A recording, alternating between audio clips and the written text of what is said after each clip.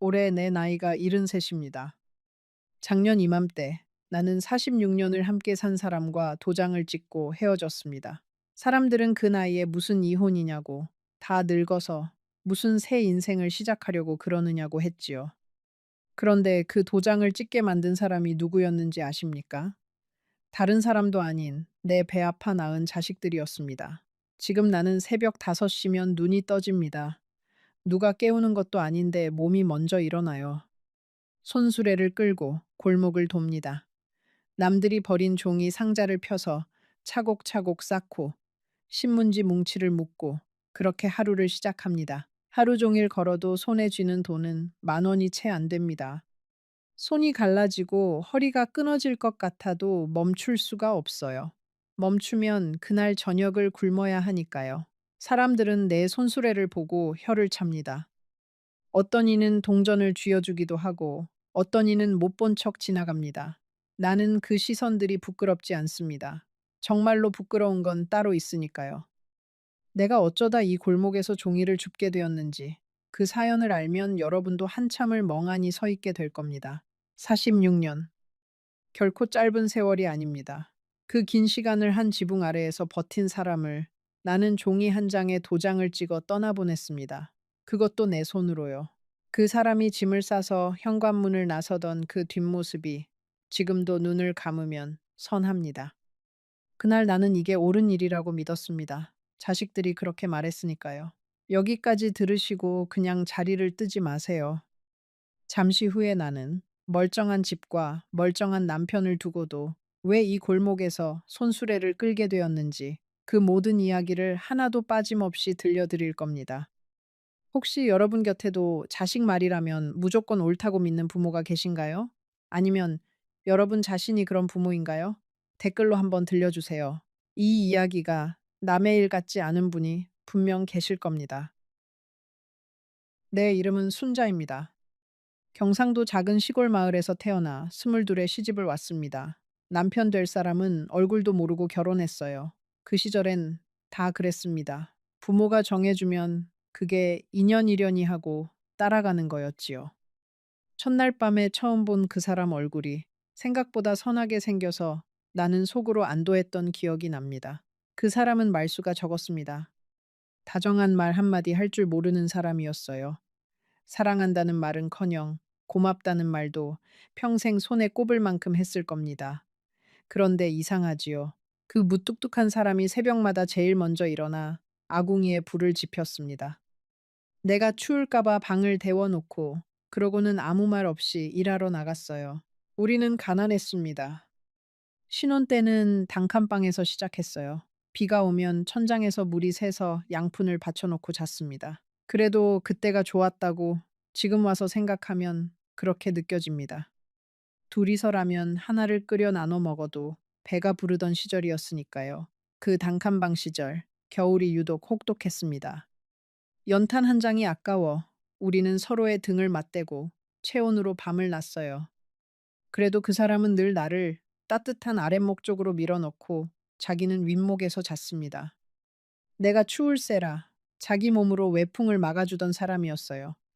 그런 사람을 두고 나는 나중에 그렇게 모진 의심을 했던 겁니다. 명절이 되어도 친정에 갈 차비가 없던 해도 있었습니다. 그럴 때면 그 사람은 아무 말 없이 며칠을 더 일했어요. 그렇게 마련한 돈을 내 손에 쥐어주며 친정 다녀오라고 짧게 말하고는 돌아섰습니다. 나는 그 사람의 그런 무뚝뚝한 다정함을 그때는 당연한 줄로만 알았어요. 사람은 잃고 나서야 그 빈자리의 크기를 아는가 봅니다. 남편은 공사장을 다녔습니다. 시멘트를 나르고 벽돌을 쌓으며 손마디가 굵어지도록 일했어요. 나는 시장에서 나무를 다듬고 생선을 팔았습니다. 새벽에 나가서 깜깜해질 때까지 좌판을 지켰지요. 그렇게 둘이 벌어 한 푼 두 푼 모았습니다. 자식들 입에 밥 들어가는 것만 봐도 하루의 고단함이 싹 가셨어요. 비가 억수같이 쏟아지던 어느 장날이 기억납니다. 좌판의 생선이 다 떠내려갈 판인데 그 사람이 공사장에서 한달음에 달려왔어요. 비를 쫄딱 맞으면서 말없이 천막을 치고 좌판을 지켜주었습니다. 그러고는 또 아무 말 없이 공사장으로 돌아갔어요. 나는 그 빗속에 멀어지는 뒷모습을 보며 이 사람과 평생을 함께 하겠구나 다짐했습니다. 아이는 셋을 두었습니다. 큰아들, 둘째 딸, 그리고 막내 아들. 셋 다 손이 많이 가는 아이들이었지만 나는 단 한 번도 힘들다는 내색을 하지 않았습니다. 부모란 원래 그런 거라고 배웠으니까요. 내 입에 들어갈 고기 한 점도 아이들 밥그릇에 올려놓는 게 당연한 줄 알았습니다. 큰아들이 대학에 붙던 날 남편이 처음으로 내 손을 잡았습니다. 아무 말도 없이 그냥 거친 손으로 내 손을 꽉 쥐었어요. 그 손이 떨리고 있었습니다. 우리 같은 사람 자식이 대학을 간다는 게 그 사람한테는 평생 흘린 땀이 보상받는 순간이었던 겁니다. 나는 그날 밤 부엌에서 혼자 울었습니다. 그 사람은 자식들 앞에서는 늘 엄했습니다. 살가운 말 한마디 건네는 법이 없었어요. 그런데 자식들이 잠들면 몰래 방에 들어가 이불을 덮어주곤 했습니다. 큰아들이 아파열이 펄펄 끓던 밤에는 밤새 그 곁을 지키며 물수건을 갈아주었어요. 자식들은 그런 아버지의 속정을 몰랐습니다. 그저 무섭고 어려운 아버지로만 기억했지요. 어쩌면 그래서 자식들이 그렇게 쉽게 아버지를 나쁜 사람으로 몰아갈 수 있었는지도 모릅니다. 그렇게 자식 셋을 모두 가르쳤습니다. 큰아들은 회사에 들어갔고, 딸은 시집을 잘 갔고, 막내도 제 앞가림을 하게 되었어요. 등록금 대느라 진 빚을 다 갚고 나니 어느새 우리 부부 머리가 하얗게 새어 있었습니다. 거울을 보면 낯선 노인이 둘 서 있었지요. 자식들을 다 키워 내보내고 나니 집 안이 텅 비었습니다. 그 적막함이 처음엔 낯설었어요. 그런데 그 사람과 둘이 마주 앉아 밥을 먹다 보면 그 적막함도 그런대로 정겨웠습니다. 우리는 말없이도 통하는 사이가 되어 있었어요. 그 사람이 숟가락을 놓으면 내가 숭중을 떠다 주고, 내가 무릎이 아프다 하면 그 사람이 말없이 파스를 붙여주고요. 그렇게 늙어가는 게 부부련이 했습니다. 환갑이 지나고 칠순이 가까워질 무렵 우리 부부에게도 작은 재산이 생겼습니다. 평생 안 먹고 안 입고 모은 돈으로 변두리에 작은 집 한 채를 마련한 겁니다. 마당에 감나무가 한 그루 있는 낡은 집이었어요. 그 집이 우리한테는 궁궐이었습니다. 남편은 그 감나무 아래 평상을 놓고 여름밤이면 거기 누워 별을 봤습니다. 문제는 거기서부터 시작됐습니다. 그 집과 우리가 평생 모은 약간의 돈, 자식들 눈에 그게 들어오기 시작한 거예요. 처음엔 나도 몰랐습니다. 설마 내 자식들이 하는 마음이었으니까요. 그런데 지금 와서 돌이켜보면 모든 일에는 다 조짐이라는 게 있었습니다. 어느 명절이었습니다. 온 가족이 모여 앉아 음식을 먹는데 큰아들이 슬쩍 말을 꺼냈어요. 아버지가 요즘 통말씀이 없으시고 기력도 없어 보이는데 혹시 어디 편찮으신 거 아니냐고요. 나는 그저 늙어서 그러려니 했습니다. 그런데 그 말 끝에 큰 며느리가 한마디를 보탰습니다. 며느리는 조심스러운 척하면서 이렇게 말했어요. 어머니, 아버님이 요즘 정신이 좀 오락가락 하시는 것 같지 않으세요? 지난번에 뵈었을 때 같은 말을 두 번, 세 번 하시더라고요. 나는 그 말을 듣고 가슴이 철렁했습니다. 하지만 한편으로는 아니라고, 그 사람은 멀쩡하다고 믿고 싶었어요. 그날 이후로 자식들의 방문이 잦아졌습니다. 효자가 따로 없었어요. 주말마다 찾아와서 반찬을 사오고 아버지 건강을 챙기는 척 했습니다. 나는 그게 그저 고마웠습니다. 늙음하게 자식들이 이렇게 살뜰히 챙겨주니 내가 인생을 헛살지는 않았구나 싶었지요. 그게 얼마나 어리석은 생각이었는지 그땐 몰랐습니다. 자식들은 올 때마다 이런저런 선물을 들고 왔습니다. 며느리는 내 손을 잡고 어머니 고생하셨다며 살갑게 굴었어요. 손주들도 할머니 할머니 하며 품에 안겼습니다. 나는 그 따뜻함에 흠뻑 젖어 세상에 부러울 게 없었어요. 그런데 이상하게도 그 사람한테는 다들 대면대면했습니다. 아버지한테는 인사만 겨우 하고 나한테만 정성을 쏟았어요. 나는 그게 그저 아버지가 워낙 무뚝뚝하니 자식들도 어려워서 그러려니 했습니다. 지금 와서 생각하면 그것도 다 계산된 거였어요. 어미의 마음을 사서 어미를 자기들 편으로 끌어들이려는 거였습니다. 부부 사이를 갈라놓으려면 먼저 한쪽 마음을 얻어야 하니까요. 자식들은 그걸 본능적으로 알고 있었던 겁니다. 그러던 어느 날 큰아들이 나를 따로 불러냈습니다. 동네 찻집에서 마주 앉았는데 아들 표정이 영 심상치 않았어요. 한참을 뜸을 들이더니 아주 무거운 목소리로 입을 열었습니다. 엄마, 내가 할 말이 있는데 놀라지 말고 들으세요. 아들은 아버지 이야기를 꺼냈습니다. 아버지가 젊은 시절에 엄마 몰래 다른 여자를 만난 적이 있었다는 겁니다. 그것도 한두 번이 아니라고요. 나는 그 말을 듣는 순간 머릿속이 하얘졌습니다. 손에 든 찻잔이 달그락거릴 정도로 손이 떨렸어요. 아들은 계속 말했습니다. 자기가 어릴 때 다 봤다고, 아버지가 엄마한테 얼마나 못되게 굴었는지 똑똑히 기억한다고요. 엄마는 그저 참고만 살았던 거라고, 이제라도 엄마 인생을 찾으라고 했습니다. 나는 아무 말도 할 수 없었습니다. 그런 기억은 나한테 없었으니까요. 하지만 자식이 거짓말을 하겠나 싶었어요. 집에 돌아오는 길에 다리가 후들거렸습니다. 46년을 함께 산 사람이 알고 보니 내가 모르는 얼굴을 가지고 있었다는 사실. 그게 사실인지 아닌지보다 내 자식이 그렇게 말한다는 게 더 무서웠습니다. 그날 밤 나는 잠든 남편의 얼굴을 오래 들여다봤습니다. 이 사람이 정말 그런 사람이었을까? 도무지 믿기지 않았어요. 그런데 한번 의심이 들기 시작하니 모든 게 다르게 보이기 시작했습니다. 그 사람의 무뚝뚝함이 무심함으로, 말없음이 차가움으로 보였어요. 자식들은 그런 내 마음을 정확히 파고들었습니다. 만날 때마다 한마디씩 보듬지요. 엄마가 불쌍하다. 엄마는 너무 착해서 평생 손해만 봤다. 그런 말들로요. 여기서 잠깐 이 이야기를 듣고 계신 여러분께 묻고 싶습니다. 만약 여러분의 자식이, 그것도 셋이 입을 모아 한 사람을 나쁜 사람이라고 말한다면 여러분은 그 말을 믿지 않을 자신이 있으십니까? 조금 뒤에 나는 그 믿음이 얼마나 큰 대가를 치르게 했는지 말씀드리겠습니다. 부디 끝까지 들어주세요. 자식들의 설득은 집요했습니다. 둘째 딸은 전화를 걸어 매일같이 울었습니다. 엄마, 이대로 살다가 엄마 먼저 쓰러지면 어떡하느냐고. 아버지 병수 바라다 엄마 인생 다 끝난다고요. 막내 아들은 또 다른 이야기를 했습니다. 아버지 재산을 미리 정리해두지 않으면 나중에 복잡해진다고요. 나는 그제야 어렴풋이 이상한 낌새를 느꼈습니다. 자식들이 하는 말이 다 조금씩 달랐거든요. 큰아들은 아버지의 과거를, 딸은 내 건강을, 막내는 재산을 이야기했습니다. 그런데 결론은 다 똑같았어요. 이혼을 하라는 거였습니다. 한 방향을 가리키는 세 개의 손가락이었지요. 그래도 나는 망설였습니다. 46년입니다. 그 세월이 어디 가는 게 아니잖아요. 미운 정, 고운 정, 다 들어서 그 사람 없는 삶은 상상이 안 됐습니다. 그런데 자식들은 내 망설임을 나약함이라고 했습니다. 엄마가 또 마음이 약해진다고, 그래서 평생 당하고 산 거라고요. 그 무렵 자식들이 번갈아가며 나를 찾아오는 일이 더욱 잦아졌습니다. 큰아들은 퇴근길에 일부러 들러 내 손을 잡고 한숨을 쉬었어요. 엄마, 내가 어릴 때 엄마가 부엌에서 혼자 우는 걸 얼마나 많이 봤는지 아느냐고요.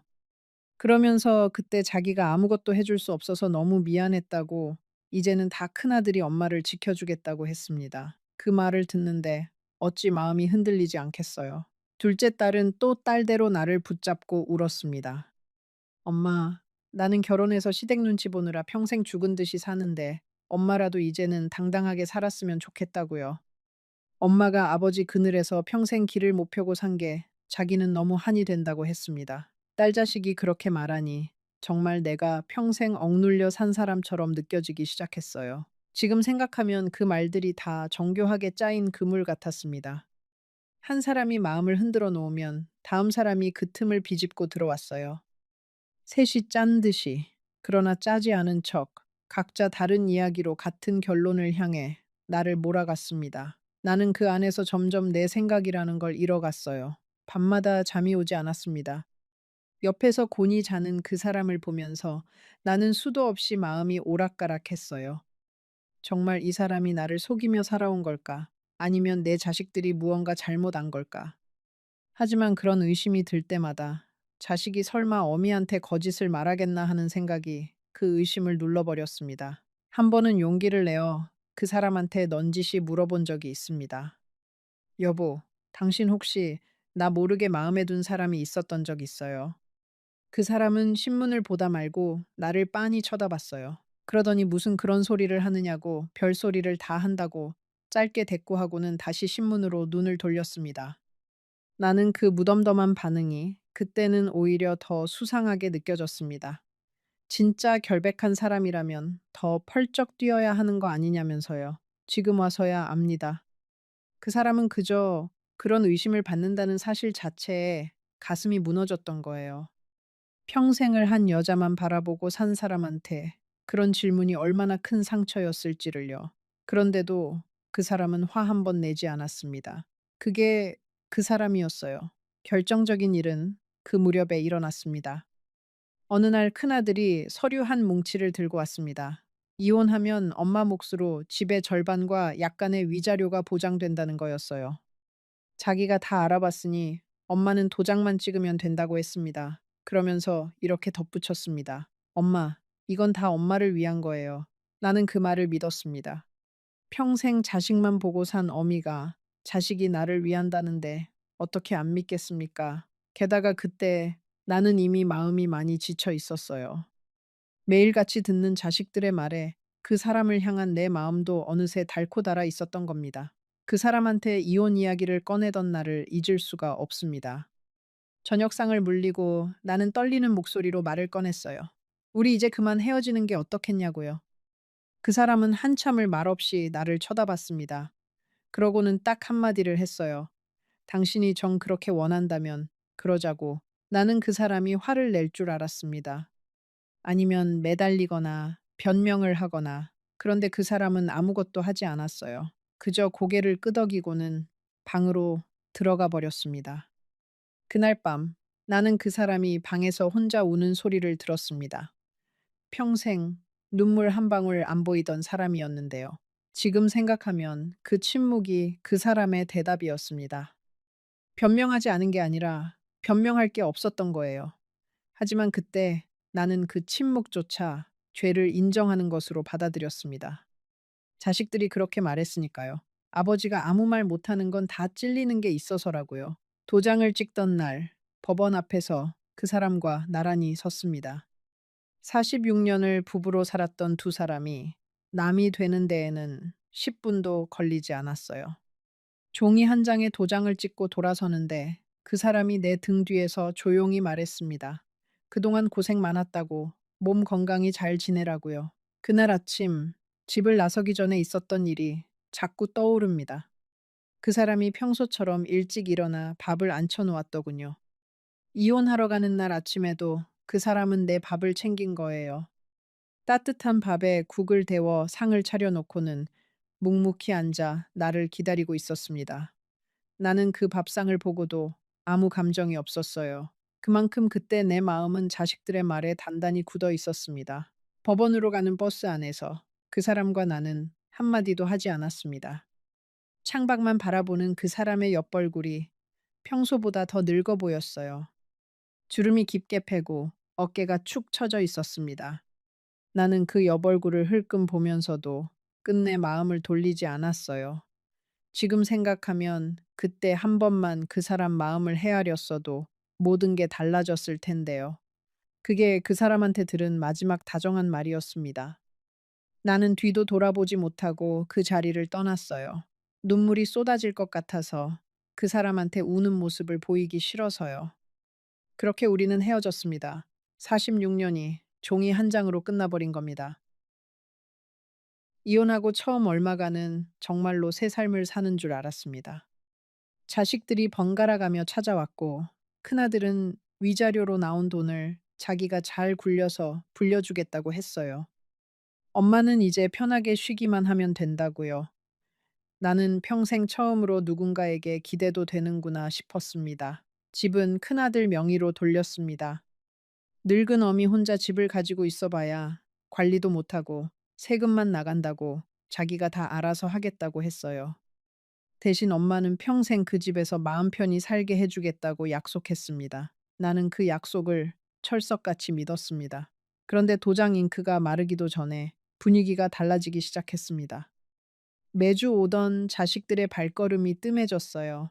전화도 줄었습니다. 처음엔 다들 바빠서 그러려니 했어요. 자식들도 제 살기 바쁜 나이니까요. 그런데 그게 아니었습니다.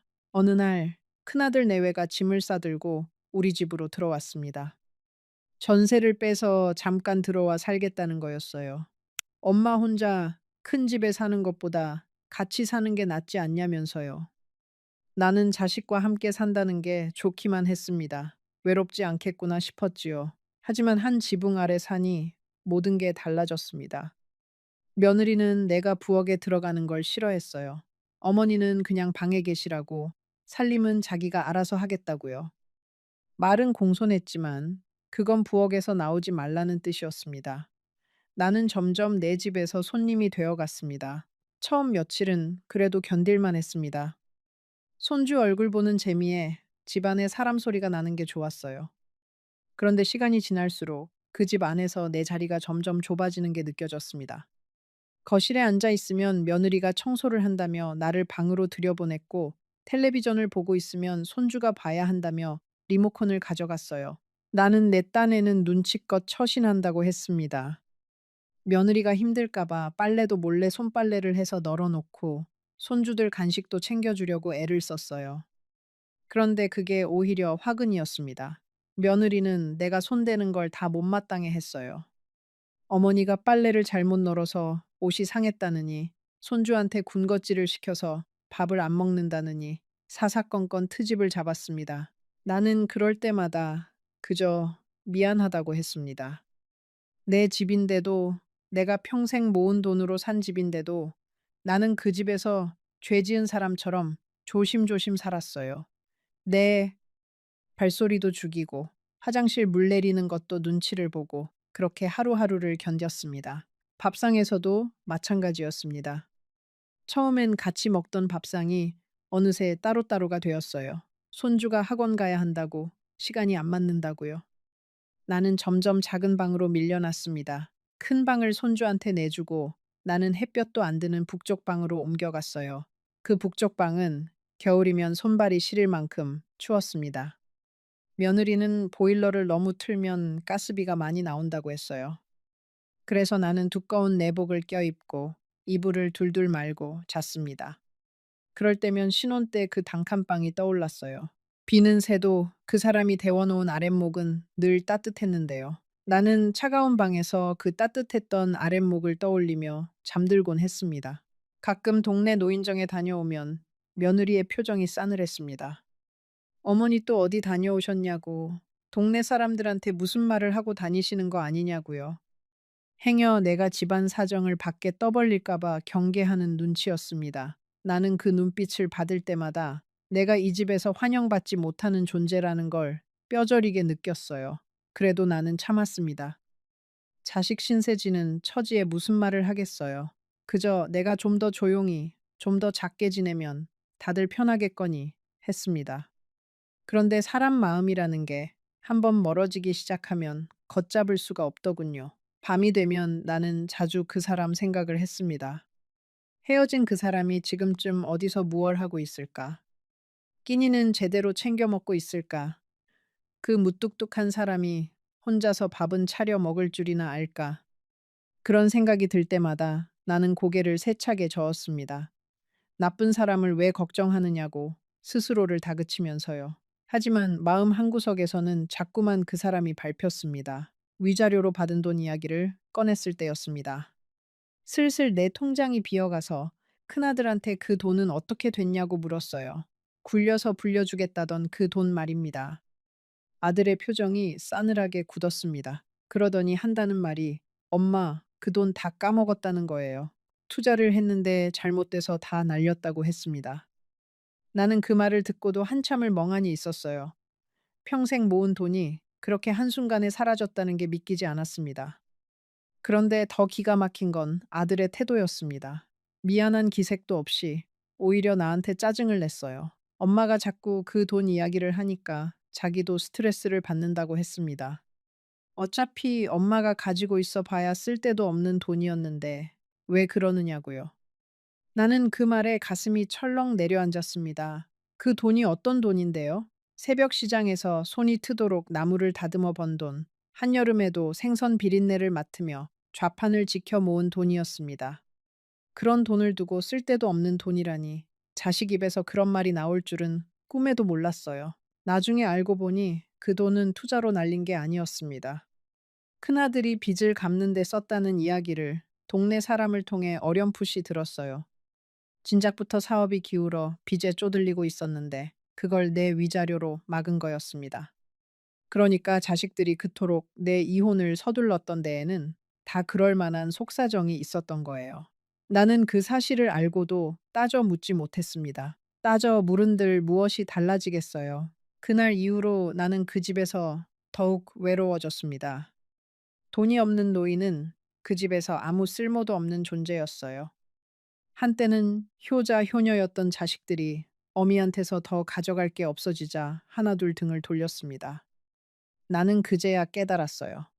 그 다정함이, 그 효심이 다 무엇을 위한 것이었는지를요. 조금만 더 들어주세요. 지금부터가 정말로 내가 왜 손수레를 끌게 되었는지 그 진짜 이유가 나옵니다.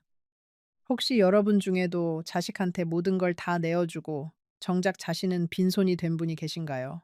그렇다면 이 다음 이야기를 절대 놓치지 마세요. 돈이 없어졌다는 걸 알고부터 나는 집안의 천덕꾸러기가 되었습니다. 큰 며느리는 대놓고 한숨을 쉬었어요. 어머니 약값에 생활비에 우리도 힘들다는 말을 입에 달고 살았습니다. 나는 그때마다 죄인처럼 고개를 숙였습니다. 내가 무슨 큰 잘못을 한 사람처럼요. 며느리의 말은 날이 갈수록 모질어졌습니다. 처음엔 한숨이었던 게 나중엔 들으라는 듯이 하는 혼잣말이 되었어요. 누구는 부모 덕에 편하게 산다는데 우리는 무슨 팔자에 늙은 부모까지 모시느라 이 고생이냐고요. 나는 그 말들을 방 안에서 다 듣고 있었습니다. 못 들은 척 이불을 뒤집어 쓰고 누워서 소리 없이 눈물만 흘렸어요. 하루는 며느리가 손주들 앞에서 나를 두고 한마디를 했습니다. 너희도 공부 안 하면 나중에 할머니처럼 된다고요. 그 말을 듣는 순간 나는 심장이 붙는 것 같았습니다. 손주들한테 나는 어느새 본보기로 삼지 말아야 할 한심한 늙은이가 되어 있었던 거예요. 평생 자식들 위해 헌신한 어미의 말로가 손주들 눈에 그렇게 비치고 있었습니다. 나는 그날 밤 짐을 싸야겠다고 처음으로 마음먹었습니다. 둘째 딸한테 전화를 걸어봤습니다. 혹시나 하는 마음에 사정을 이야기했어요. 그런데 딸의 반응이 차가웠습니다.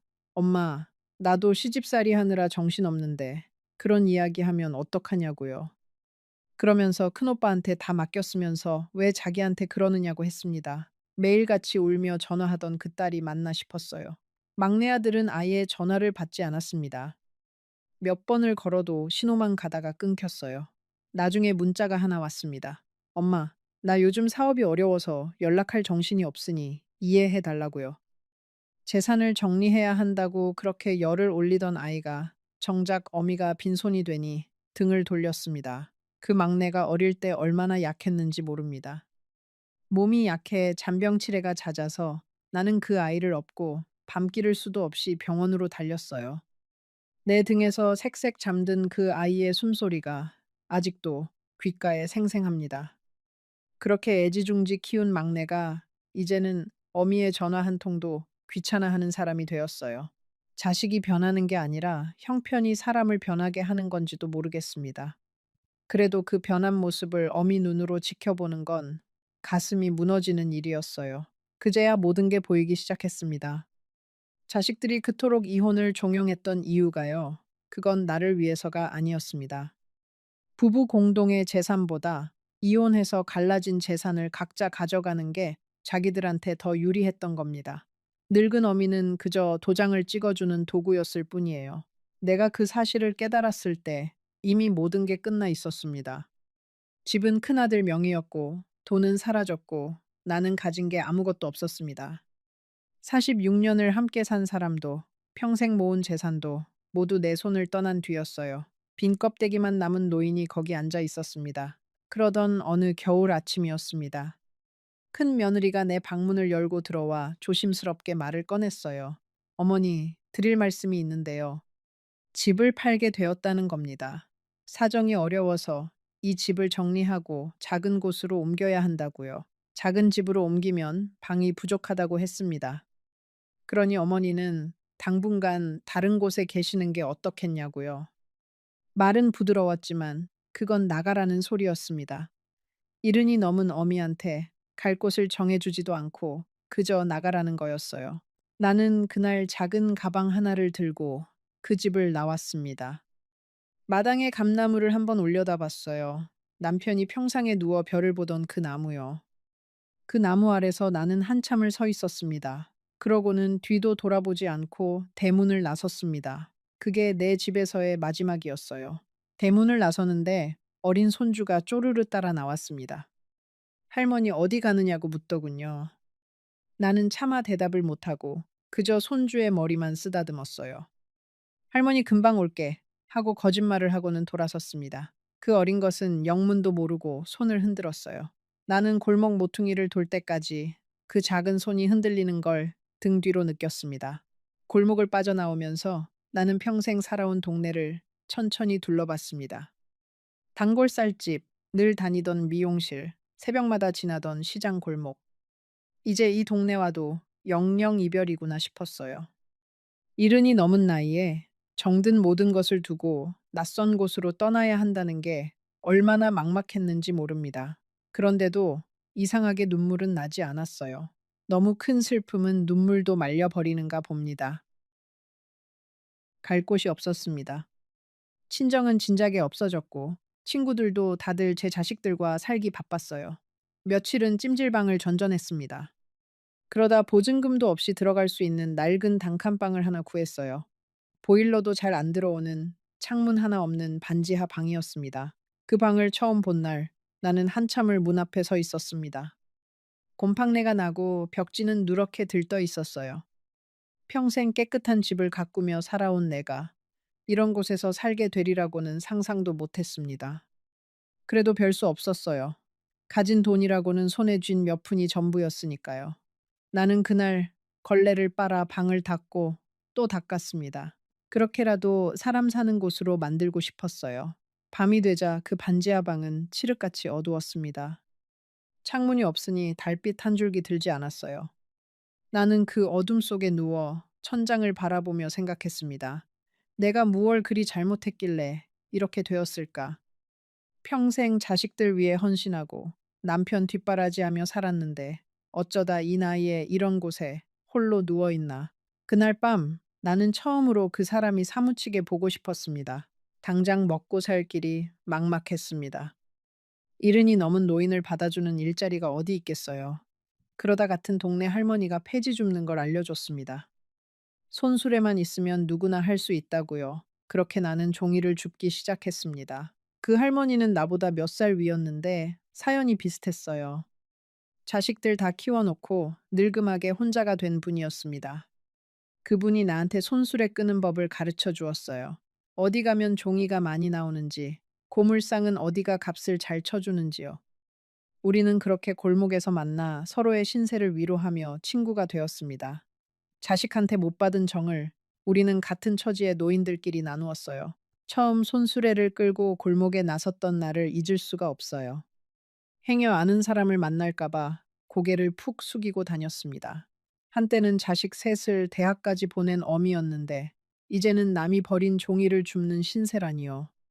그날 나는 골목 한 구석에 쪼그리고 앉아 소리 없이 한참을 울었습니다. 손수레를 끄는 일은 생각보다 고됐습니다. 종이 상자는 비에 젖으면 천근만근 무거워졌어요. 가파른 언덕길을 오를 때면 늙은 다리가 후들거려 몇 번이고 멈춰서야 했습니다. 손수레가 뒤로 밀릴까봐 온 힘을 다해 붙잡고 있노라면 식은땀이 등줄기를 타고 흘렀어요. 하루는 큰 길에서 손수레 바퀴가 빠진 적이 있습니다. 종이가 와르르 쏟아져 길바닥에 흩어졌어요. 지나가는 사람들이 흘끔거리는데 나는 얼굴이 화끈거려 어쩔 줄을 몰랐습니다. 그때 웬 젊은 청년이 다가와 말없이 종이를 주워 담아 주었어요. 그러고는 바퀴까지 고쳐주고는 인사도 받지 않고 총총히 가버렸습니다. 나는 그 청년의 뒷모습을 보며 또 눈시울이 붉어졌어요. 세상이 다 모진 건 아니구나 싶어서요. 폐지를 줍다 보면 별별 사람을 다 만납니다. 어떤 가게 주인은 일부러 상자를 잘 펴서 내 손수레 옆에 놓아줬어요. 또 어떤 이는 바카스 한 병을 슬그머니 쥐어주기도 했습니다. 그런 작은 친절들이 그 시절 나를 버티게 한 힘이었어요. 자식한테 받지 못한 따뜻함을 나는 생판 모르는 남들한테서 받았습니다. 물론 모진 사람도 있었습니다. 어떤 집 앞에서 종이를 줍는데 주인이 나와서 왜 남의 집 앞 물건에 손을 대느냐고 소리를 질렀어요. 그건 버린 게 아니라고요. 나는 죄송하다고 연신 고개를 숙이고 그 자리를 떠났습니다. 그런 날이면 집에 돌아와 한참을 멍하니 앉아 있었어요. 내가 무슨 큰 죄를 지었다고 이런 수모를 당해야 하나 싶어서요. 하지만 사람은 어떻게든 살게 되어 있더군요. 매일 새벽 손수레를 끌다 보니 어느새 부끄러움도 무뎌졌습니다. 종이를 펴고 묶는 손놀림도 빨라졌어요. 하루에 단돈 몇천 원을 손에 쥐어도 그게 내 힘으로 번 돈이라는 게 묘하게 마음을 든든하게 했습니다. 처음엔 손이 자꾸 베이고 물집이 잡혔습니다. 종이 모서리에 손가락이 베이면 쓰라려서 밤새 잠을 설치기도 했어요. 그래도 다음 날이면 또 손수레를 끌고 나갔습니다. 멈출 수가 없었으니까요. 하루를 쉬면 그날 끼니가 막막했고 무엇보다 가만히 방에 누워 있으면 온갖 서러운 생각이 밀려왔습니다. 차라리 몸을 움직이는 게 마음을 다스리는 데 나았어요. 그 반지하 방으로 돌아오면 나는 종일 모은 동전을 헤아렸습니다. 1,000원짜리 몇 장, 100원짜리 몇 개. 그 돈으로 쌀을 사고 연탄을 사고 가끔은 두부 한 모를 샀어요. 그렇게 소박한 밥상을 차려 혼자 앉아 먹을 때면 이상하게도 그 집에서 눈칫밥 먹던 때보다 마음이 편했습니다. 비록 찬밥에 김치 한 조각이어도 누구 눈치 볼 것 없이 내 밥을 먹는다는 게 그렇게 홀가분할 수가 없었어요. 그렇게 폐지를 줍던 어느 날이었습니다. 동네 어귀 게시판에 붙은 종이 한 장이 눈에 들어왔어요. 마을 회관에서 어르신들 점심을 무료로 드린다는 안내였습니다. 나는 그날 따뜻한 밥 한 끼가 그렇게 간절했어요. 그래서 손수레를 세워두고 회관으로 들어갔습니다. 회관 안에는 나 같은 노인들이 여럿 모여 있었습니다. 따뜻한 국에 밥을 말아 먹는데 코끝이 다 시큰했어요. 누군가 차려준 따뜻한 밥을 먹어본 게 얼마만인지요. 그 밥 한 그릇이 그동안 얼었던 마음을 사르르 녹이는 것 같았습니다. 사람이 산다는 게 별게 아니구나. 따뜻한 밥 한 끼면 이렇게 위로가 되는구나 싶었어요. 거기서 나는 뜻밖의 소식을 들었습니다. 같은 마을에 살던 옛 이웃을 만난 거예요. 그분이 나를 알아보고는 깜짝 놀라며 물었습니다. 아니, 댁이 여기 웬일이냐고. 그러더니 조심스럽게 남편 소식은 들었느냐고 물었습니다. 나는 가슴이 철렁했습니다. 헤어진 뒤로 그 사람 소식을 한 번도 듣지 못했으니까요. 무슨 일이 있느냐고 다급하게 물었어요. 그 이웃은 한참을 머뭇거리더니 어렵게 입을 열었습니다. 그 사람이 많이 편찮으시다는 거였어요. 나는 가슴이 철렁했습니다. 헤어진 뒤로 그 사람 소식을 한 번도 듣지 못했으니까요. 무슨 일이 있느냐고 다급하게 물었어요. 그 이웃은 한참을 머뭇거리더니 어렵게 입을 열었습니다. 그 사람이 많이 편찮으시다는 거였어요. 이웃의 말로는 그 사람이 이혼하고 얼마 안 되어 몸져 누웠다고 했습니다. 혼자 살던 작은 새방에서 돌봐줄 사람 하나 없이 지냈다고요. 자식들은 코빼기도 안 비쳤다고 했습니다. 어미한테 그랬듯이 늙고 병든 아비한테도 등을 돌린 거예요. 나는 그 자리에서 한참을 일어서지 못했습니다. 그 무뚝뚝한 사람이 새벽마다 내 방을 데워주던 그 사람이 혼자 차가운 방에서 앓고 있었다니요. 그동안 나는 그 사람을 나쁜 사람이라 믿고 원망하며 살았는데요. 가슴이 무너지는 것 같았습니다. 이웃에게 그 사람이 사는 곳을 물었습니다. 멀지 않은 옆 동네라고 했어요. 나는 그날로 손수레도 내팽개치고 그곳으로 달려갔습니다. 낡은 새방의 문을 두드리는데 손이 사시나무 떨듯 떨렸어요. 그 사람을 어떤 얼굴로 봐야 할지 알 수가 없었습니다. 가는 길 내내 별별 생각이 다 들었습니다. 그 사람이 나를 보고 문전박대하면 어쩌나. 당신 때문에 내가 이 꼴이 됐다고 원망하면 어쩌나. 그런 생각이 들면서도 발걸음은 자꾸만 빨라졌어요. 머리로는 망설이는데 마음은 이미 그 사람한테 달려가고 있었습니다. 46년을 함께 산 정이라는 게 1년 떨어져 있다고 끊어지는 게 아니었어요. 문을 열고 들어간 그 방에서 나는 그 사람을 보았습니다. 46년을 함께 산 그 사람이 야윈 모습으로 좁은 방에 누워 있었어요. 나를 알아본 그 사람의 눈이 커졌습니다. 그러더니 천천히, 아주 천천히 입을 열어 내 이름을 불렀어요. 순자야 하고요. 나는 그 자리에 주저앉아 엉엉 울었습니다. 미안하다는 말도, 보고 싶었다는 말도 나오지 않았어요. 그저 그 사람의 야윈 손을 붙잡고 울기만 했습니다. 그 사람은 떨리는 손으로 내 머리를 쓰다듬었어요. 마치 우는 아이를 달래듯이요. 한참을 그러고 있다가 나는 어렵게 물었습니다. 그때 자식들이 한 말이 사실이었느냐고. 정말로 젊은 시절에 다른 사람을 만난 적이 있었느냐고요. 그 사람은 힘없이 고개를 저었습니다. 그런 일은 없었다고, 평생 나 하나밖에 몰랐다고 했어요. 그러면 왜 그때 아무 말도 하지 않았느냐고 물었습니다. 왜 변명 한마디 안 하고 그냥 도장을 찍어줬느냐고요. 그 사람의 대답을 듣고 나는 또 한 번 무너졌습니다. 당신이 자식들 말을 그렇게 믿는데 내가 무슨 말을 한들 믿었겠냐고. 그저 당신이 원하는 대로 해주고 싶었다고요. 그 사람은 알고 있었던 겁니다. 자식들이 무슨 꿍꿍이로 그러는지 어렴풋이 짐작하고 있었어요.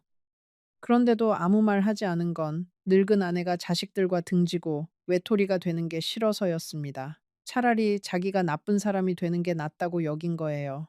그 사람은 떨리는 목소리로 말을 이었습니다. 자기가 끝까지 결백을 주장했으면 나는 결국 자식들과 척을 졌을 거라고요. 그러면 나는 남편도 잃고 자식도 잃었을 텐데 자기 하나가 나쁜 사람이 되면 적어도 내가 자식들 품에는 남을 수 있지 않겠냐고 생각했답니다. 그러니까 그 사람은 마지막까지 나를 위해 스스로 죄인이 되기를 택한 거였어요. 나는 그 마음을 알고 나서 며칠을 알아 누웠습니다. 생각해보면 그 사람은 늘 그런 식이었습니다. 자기 속을 드러내는 법이 없었어요. 사랑한다는 말 대신 아궁이에 불을 지폈고 미안하다는 말 대신 묵묵히 일을 더 했습니다. 마지막 순간까지도 그 사람은 말이 아니라 침묵으로 자기 사랑을 증명한 거예요. 나는 그 침묵의 언어를 너무 늦게야 알아들었습니다. 이 대목에서 잠시 멈추고 싶습니다. 평생을 무뚝뚝하게만 살아온 사람이 마지막 순간에 보여준 그 마음을요. 여러분은 곁에 있는 사람의 침묵을, 그 깊은 속을 얼마나 알고 계신가요?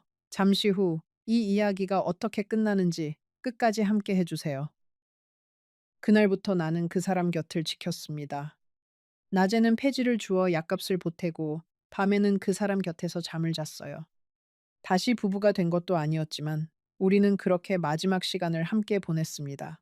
헤어졌던 1년이 무색하게 마음은 다시 예전으로 돌아가 있었어요. 나는 그 사람을 위해 죽을 끓였습니다. 입맛이 없다는 사람을 어르고 달래가며 한 숟갈이라도 더 먹이려고 애를 썼어요.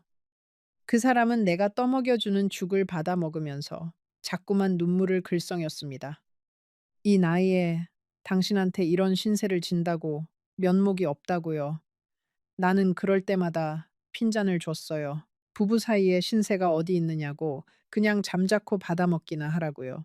그 좁은 새방에서 우리는 다시 부부처럼 지냈습니다.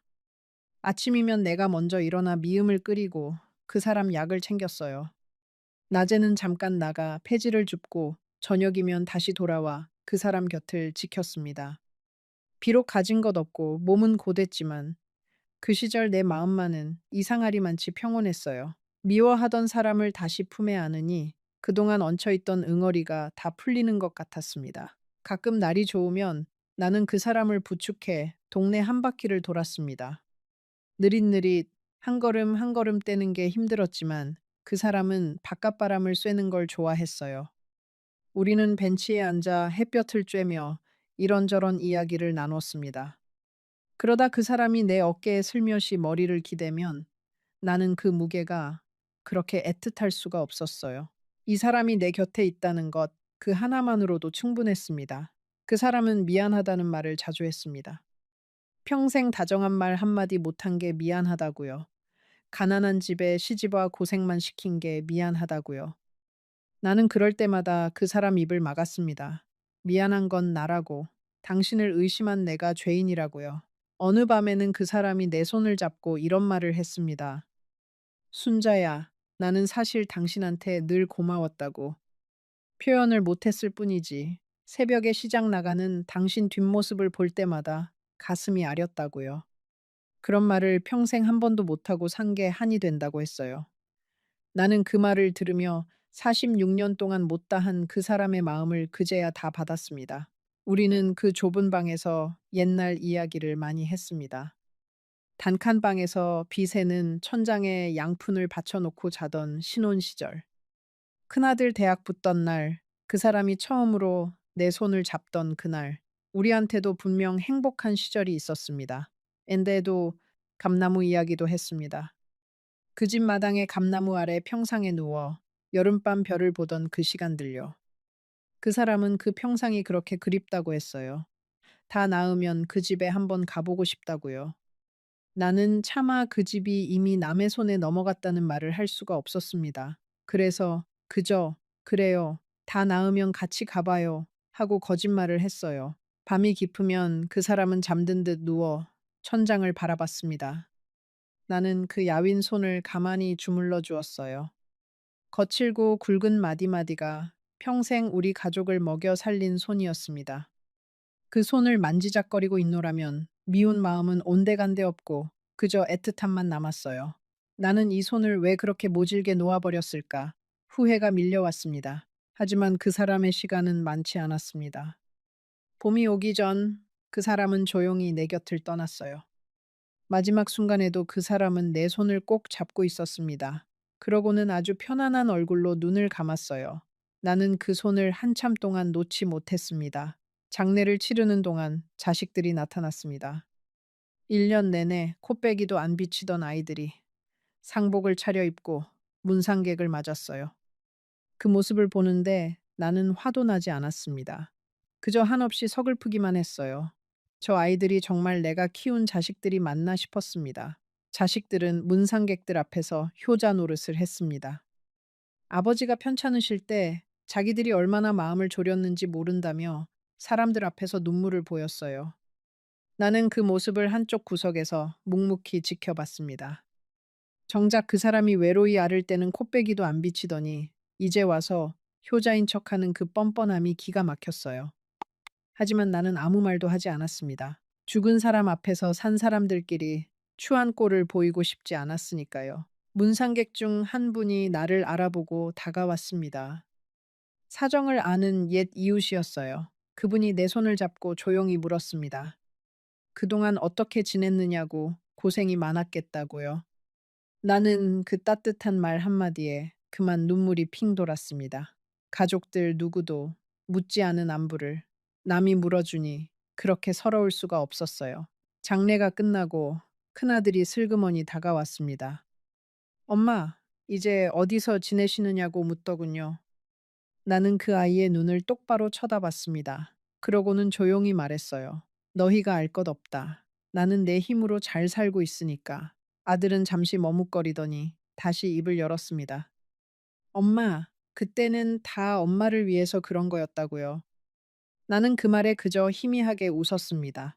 그러고는 말했어요. 그래, 나도 안다. 다 나를 위한 거였겠지. 그런데 얘야, 나를 위한 일이 왜 나를 이렇게 빈손으로 만들었을까? 아들은 아무 대답도 하지 못했습니다. 아들은 무언가 더 말하려다 입을 다물었습니다. 아마 내 눈빛에서 더 이상 예전의 호락호락한 어미가 아니라는 걸 읽었나 봅니다. 나는 그 아이들에게 아무것도 바라지 않기로 했습니다. 원망도 미움도 다 내려놓기로 했어요. 그게 내가 나를 지키는 유일한 방법이었으니까요. 그렇게 다시 1년이 흘렀습니다. 나는 여전히 새벽이면 손수레를 끌고 골목을 돕니다. 달라진 게 있다면 이제는 고개를 숙이지 않는다는 거예요. 부끄러울 게 없으니까요. 나는 누구한테도 손 벌리지 않고 내 힘으로 살아가고 있습니다. 요즘은 그 반지하 방에 작은 화분 몇 개를 들였습니다. 폐지를 줍다 누가 버린 화분을 주워와 흙을 채우고 씨앗을 심었어요. 창문도 없는 방이라 햇볕이 안 드는데도 그 화분들은 용케 싹을 틔웠습니다. 나는 그 여린 새싹을 볼 때마다 생각해요. 빛 한 줄기 없는 곳에서도 기어이 살아내는 저 풀처럼 나도 그렇게 살아가고 있구나 하고요. 마을 회관에는 이제 자주 나갑니다. 거기서 만난 노인들과 어울려 따뜻한 밥도 먹고 이야기도 나눠요. 폐지 줍는 법을 가르쳐 준 그 할머니와는 둘도 없는 친구가 되었습니다. 우리는 서로의 처지를 누구보다 잘 알기에 굳이 많은 말이 필요 없어요. 그저 곁에 있어주는 것만으로도 큰 위로가 됩니다. 자식한테 못 받은 정을 나는 이렇게 또 다른 인연들로 채워가고 있어요. 가끔 그 사람이 사무치게 그립습니다. 감나무 아래 평상에 누워 별을 보던 그 사람이요. 그럴 때면 나는 밤하늘을 올려다봅니다. 저 별들 중 하나가 그 사람이려니 하면서요. 이제는 그 사람을 원망하지 않습니다. 그저 그리워할 뿐이에요. 비 오는 날이면 그 사람 생각이 더 납니다. 빗속을 뚫고 좌판으로 달려와 천막을 쳐주던 그 모습이요. 그럴 때면 나는 우산도 없이 한참을 비를 맞고 서 있어요. 빗방울이 얼굴을 타고 흐르는 게 마치 그 사람이 나를 어루만지는 것 같아서요. 사람들은 비 맞는 노인을 보고 혀를 차지만 나는 그 빗속에서 잠시나마 그 사람을 다시 만납니다. 후회는 늘 늦게 옵니다. 그 사람이 살아있을 때 더 다정하게 대해줄 걸. 의심하지 말고 끝까지 믿어줄 걸. 그 무뚝뚝한 침묵 속에 숨은 사랑을 더 빨리 알아챘어야 했는데요. 하지만 후회한들 무엇하겠어요. 떠난 사람은 돌아오지 않는데요. 나는 그저 남은 날들을 그 사람한테 부끄럽지 않게 살아내려 애쓸 뿐입니다. 자식들과는 연락을 끊고 지냅니다. 미워서가 아닙니다. 그저 마주할 자신이 없어서예요.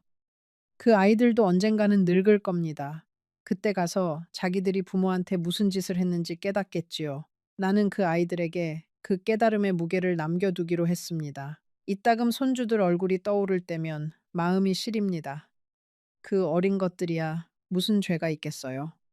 할머니 어디 가느냐고 손 흔들던 그 막내 손주가 가끔 꿈에 나옵니다. 그래도 나는 찾아가지 않아요. 내가 나타나면 그 집 안에 또 어떤 풍파가 일지 모르니까요. 그저 멀리서 그 아이들이 건강하게 자라기만을 빌 뿐입니다. 사람들은 내가 불쌍하다고 합니다. 자식한테 버림받고 폐지나 줍는 가엾은 노인이라고요. 하지만 나는 그렇게 생각하지 않습니다. 나는 비로소 내 두 발로 서는 법을 배웠으니까요. 누구한테 기대지 않고 내 삶을 내가 책임지는 법을요. 안다로 완다. 평생 나는 누군가에게 기대어 살았습니다. 젊어서는 남편한테, 늙어서는 자식들한테요. 그게 당연한 줄 알았어요. 여자는, 어미는 그렇게 사는 거라고 배웠으니까요. 그런데 모든 걸 잃고 나서야 나는 처음으로 오롯이 나 자신으로 서보았습니다. 두렵고 외로웠지만 동시에 묘한 자유로움이 있었어요. 이른이 넘어서야 비로소 내 인생의 주인이 된 겁니다. 돌이켜보면 내 가장 큰 잘못은 가난도 아니었고 무지도 아니었습니다. 내 곁을 평생 지켜준 사람의 진심보다 달콤한 말로 나를 흔든 자식들의 말을 더 믿은 것. 그게 내 가장 큰 잘못이었어요. 정말 소중한 것은 늘 요란하지 않고 조용한 법인데 나는 그걸 너무 늦게 깨달았습니다. 사랑은 큰 소리로 외치는 게 아니라 묵묵히 곁을 지키는 거였습니다. 새벽마다 아궁이에 불을 지피는 것, 빗속을 달려와 천막을 쳐주는 것, 자식들 앞에서 대신 죄인이 되어주는 것. 그게 다 사랑이었어요. 그런데 나는 그 조용한 사랑을 무심함으로 오해하고 시끄러운 말들에 휘둘렸습니다. 사람의 진심은 말이 아니라 행동에 있다는 걸 나는 평생을 다 살고 나서야 알았어요. 이 이야기를 듣고 계신 여러분께 마지막으로 부탁드리고 싶은 게 있습니다. 혹시 곁에 묵묵히 자리를 지켜주는 사람이 있다면 그 사람의 침묵을 함부로 의심하지 마세요. 말이 많은 사람보다 말없이 곁을 지키는 사람이 진짜인 경우가 더 많으니까요. 나는 오늘도 손수레를 끌고 골목을 돕니다. 허리는 아프고 손은 갈라졌지만 내 마음만은 그 어느 때보다 평온합니다. 저 하늘의 별 하나가 나를 내려다보고 있다는 걸 아니까요. 언젠가 그 사람을 다시 만나는 날, 나는 부끄럽지 않은 모습으로 서 있고 싶습니다. 새벽 골목은 고요합니다. 아직 잠든 도시 위로 희뿌연 안개가 내려앉아 있어요. 그 안개 속을 손수레를 끌고 걷다 보면 문득 내가 살아온 세월이 다 꿈만 같습니다. 가난했던 신혼, 자식 키우던 고단함, 작은 집 한 채의 행복, 그리고 종이 한 장으로 끝나버린 46년. 그 모든 것이 마치 어제 일처럼 생생한데 정신을 차려보면 나는 이렇게 늙어 손수레를 끌고 있어요. 그래도 나는 이 새벽이 좋습니다. 아무도 나를 재촉하지 않고 아무도 나를 미워하지 않는 이 시간이요. 손수레 바퀴 굴러가는 소리, 종이 부스럭거리는 소리만이 나와 함께 합니다. 그 소리를 들으며 나는 생각해요. 비록 가진 것 없고 보잘 것 없는 삶이지만 이건 온전히 나의 삶이라고요. 누구도 빼앗아 갈 수 없는 나만의 삶이라고요. 얼마 전에는 고물상 주인이 나한테 따뜻한 커피 한 잔을 건넸습니다. 할머니 매일 부지런하시다고 존경스럽다고 했어요. 나는 그 말에 눈물이 핑 돌았습니다.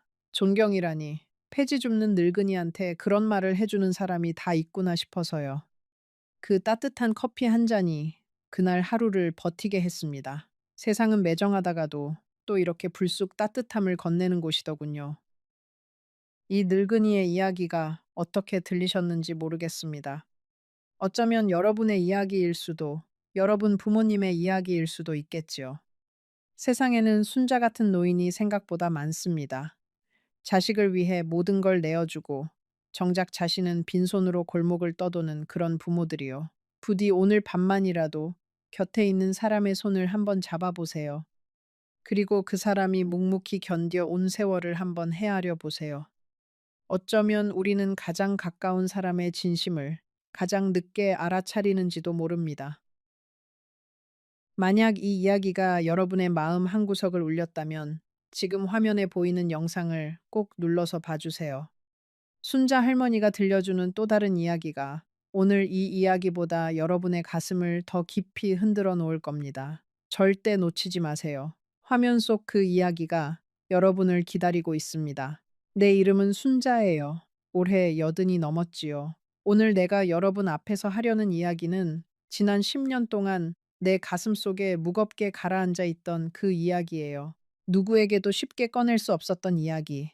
자식들도 모르고 옆집 사람도 모르고 교회 권사님도 모르는 그 이야기를 오늘 처음으로 입 밖에 내려고 해요. 왜냐하면 이제는 말해야만 내가 조금이라도 편히 눈을 감을 수 있을 것 같아서요. 70이 되던 해 봄이었어요. 벚꽃이 흐드러지게 피던 그날 나는 거울 앞에 앉아서 흰머리를 빗으며 생각했지요. 남편이 떠난 지 12년. 자식들은 다 제 살림 차려 떠나고 나 혼자 이 큰 집에 남아 밥상을 차려도 마주 앉을 사람이 없었어요. 텔레비전 소리만이 유일한 친구였지요. 사람이 그리웠어요. 따뜻한 손이 그리웠어요. 누군가 내 이름을 다정하게 불러주는 소리가 그렇게도 사무치게 그리웠어요. 그러던 어느 날 동창회에 갔다가 한 남자를 만났어요. 박 선생이라고 했지요. 젊었을 때 우리 학교 옆 학교에 다니던 사람이었어요. 부인을 일찍 보내고 혼자 산다고 했지요. 키가 크고 말투가 점잖고 무엇보다 눈빛이 따뜻했어요. 그 사람이 나를 바라볼 때 나는 마치 20살로 돌아간 것 같은 기분이 들었어요. 가슴이 두근거렸지요.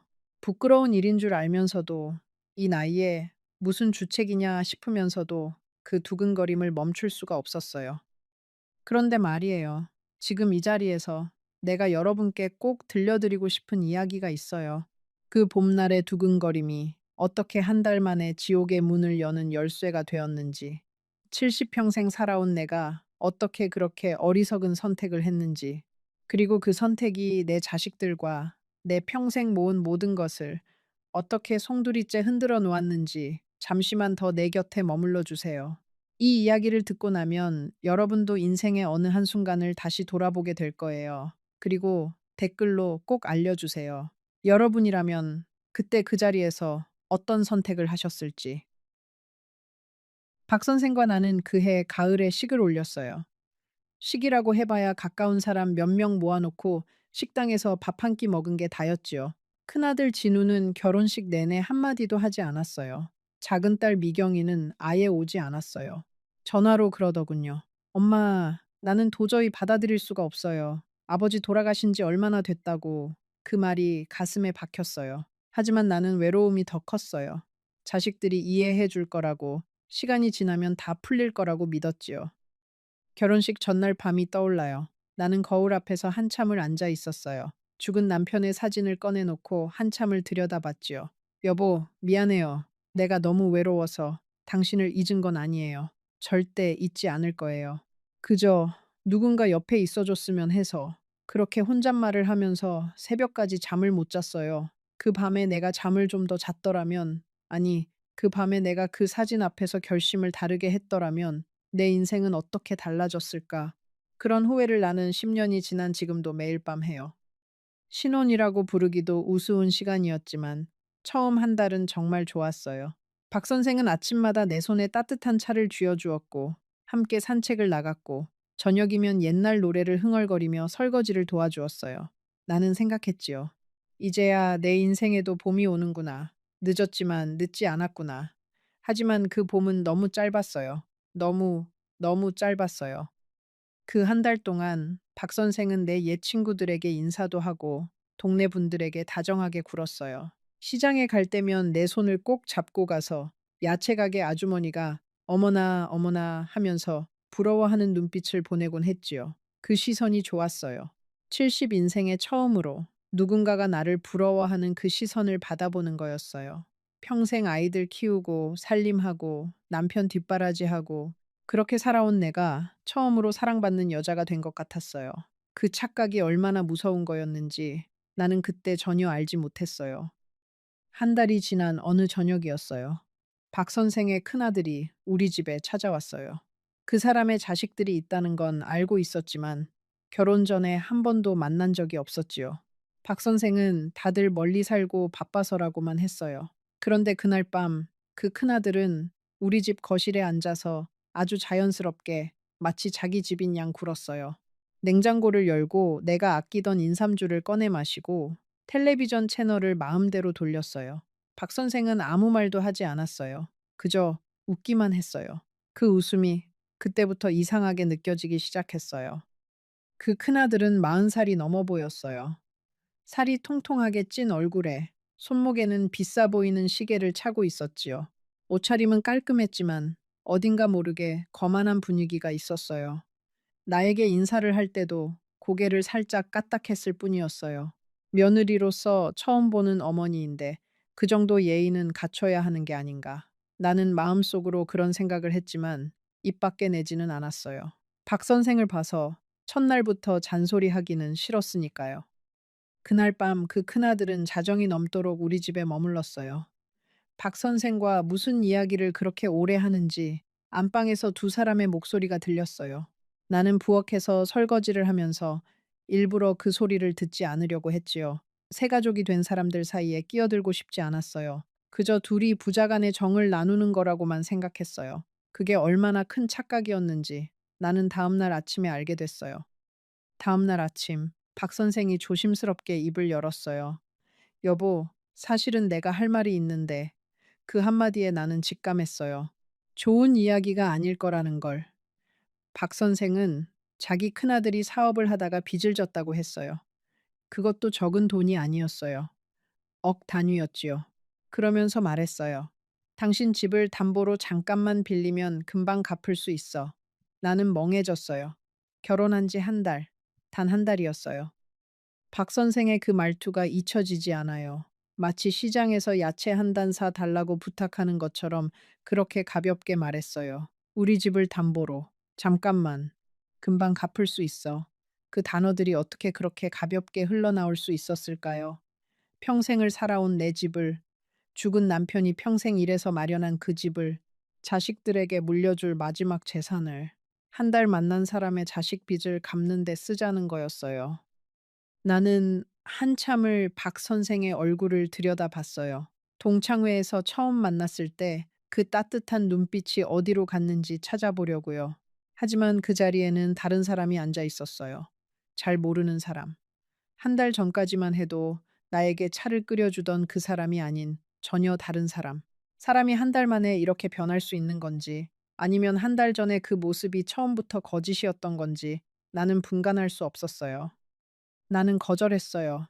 단호하게 거절했어요. 이 집은 죽은 남편이 평생 일해서 마련한 집이고 내 자식들에게 물려줄 마지막 재산이라고 박 선생은 처음엔 알겠다고 했어요. 하지만 그날 이후로 그 사람의 태도가 변하기 시작했어요. 아침에 차를 타다 주지 않았어요. 산책도 가지 않았어요. 식탁에 마주 앉아도 한마디도 하지 않았어요. 무거운 침묵이 집안에 가득 찼지요. 처음 며칠은 박 선생이 화가 나서 그러는 줄로만 알았어요. 시간이 지나면 풀릴 거라고, 부부 사이에 그런 다툼은 흔한 거라고, 죽은 남편과 살 때도 한 번씩 그런 시간이 있었으니까요. 그래서 나는 더 정성껏 밥상을 차렸어요. 박 선생이 좋아하는 갈치조림을 만들고, 된장찌개도 끓이고, 빨래도 깨끗이 해서 다림질까지 했어요. 사랑이 식어가는 부부 사이를 다시 잇는 건 결국 살림이라고 우리 어머니가 늘 말씀하셨거든요. 하지만 박 선생은 내 정성에 눈길도 주지 않았어요. 밥상을 마주해도 묵묵히 먹고 일어나면 자기 방으로 들어가 버렸어요. 일주일이 지나자 그 사람의 자식들이 번갈아 가며 우리 집을 드나들기 시작했어요. 큰아들, 둘째 아들, 셋째 딸. 다들 한 번씩 와서 나를 빤히 쳐다보고 갔어요. 어떤 날은 거실에 앉아 자기들끼리 큰 소리로 이야기했어요. 아버지가 너무 외로워하셔서 어쩔 수 없이 결혼한 거잖아. 이 집 명의가 누구로 되어 있더라? 그런 말들이 내 귀에 또렷이 들렸어요. 일부러 들으라고 하는 말이었지요. 둘째 아들은 큰아들보다 더 무례했어요. 우리 집에 와서는 내 옷장을 열어보기도 했어요. 어머니 옷이 진짜 좋은 게 많네요. 그러면서요. 내가 무슨 말을 하려고 하면 못 들은 척하고 다른 곳으로 가버렸어요. 셋째 딸은 그 중에서도 가장 무서웠어요. 늘 웃는 얼굴이었거든요. 너무 환하게 웃어서 오히려 그 웃음이 무서웠어요. 그녀는 우리 집에 올 때마다 내 손을 꼭 잡고 어머니, 어머니 하면서 살갑게 굴었어요. 하지만 그 눈빛은 차가웠어요. 손은 따뜻한데 눈은 얼음 같았어요. 나는 무서워지기 시작했어요. 70평생 살면서 그렇게 무서웠던 적이 없었어요. 밤에 잠을 잘 수가 없었어요. 침대 옆에 누운 박 선생의 숨소리를 들으면서 이 사람이 정말 내가 알던 그 사람이 맞나 하는 생각이 들었어요. 동창회에서 처음 만났을 때 그 따뜻한 눈빛은 어디로 갔는지, 아니, 처음부터 그 눈빛은 거짓이었던 건지, 어떤 밤에는 새벽에 깨어 거실로 나가보면 박 선생이 컴퓨터 앞에 앉아 무언가를 하고 있었어요. 70 노인이 그렇게 컴퓨터를 잘 다루는 줄도 몰랐어요. 내가 가까이 가면 박 선생은 재빨리 화면을 닫았어요. 왜? 잠이 안 와? 그렇게 다정한 척 물었지요. 하지만 나는 그 화면에 무엇이 떠 있었는지 보지 못했어요. 그 사람은 도대체 새벽마다 무엇을 하고 있었던 걸까? 누구와 무엇을 의논하고 있었던 걸까? 그 의문이 시간이 갈수록 커졌어요.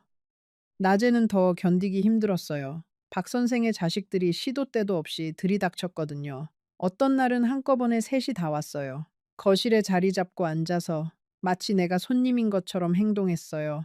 어머니, 차 좀 끓여주세요. 셋째 딸이 그렇게 말하면 나는 부엌으로 가서 차를 끓였어요. 내 집인데 내가 며느리처럼 일을 해야 했어요. 그 굴욕감이라는 게 말로 표현할 수 없었어요. 하지만 거절할 수도 없었어요. 거절하면 박 선생이 화를 낼 테니까요. 박 선생이 화를 내면 그 자식들이 또 무슨 짓을 할지 모르니까요. 큰아들 진우에게 전화를 걸고 싶었어요. 몇 번이나 수화기를 들었다 놓았다 했어요. 하지만 결국 걸지 못했어요. 결혼하지 말라고 그렇게 말렸는데 내가 고집을 부려서 한 결혼이었으니까요. 이제 와서 무슨 낯으로 도와달라고 할 수 있겠어요. 자존심이라는 게 이렇게 무서운 거예요.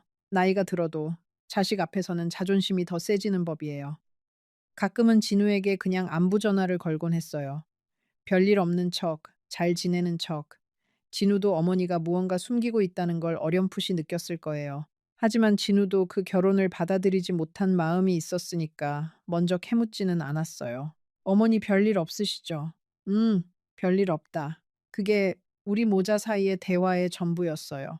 며느리는 가끔 안부 음식을 보내줬어요. 김치, 밑반찬 같은 것을요.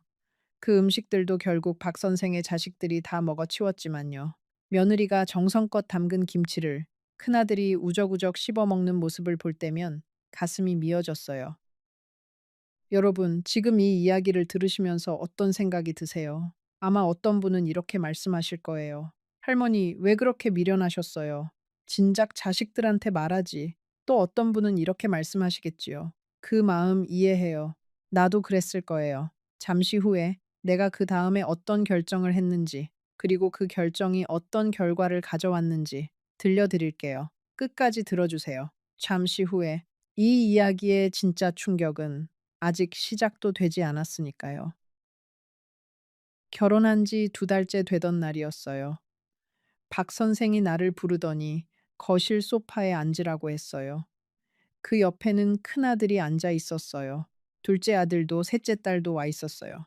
마치 어떤 회의 자리 같았지요. 나는 떨리는 마음으로 소파 끝에 걸터 앉았어요. 박 선생이 입을 열었어요. 여보, 우리 자식들이 다 모였으니까 이야기를 좀 하자고.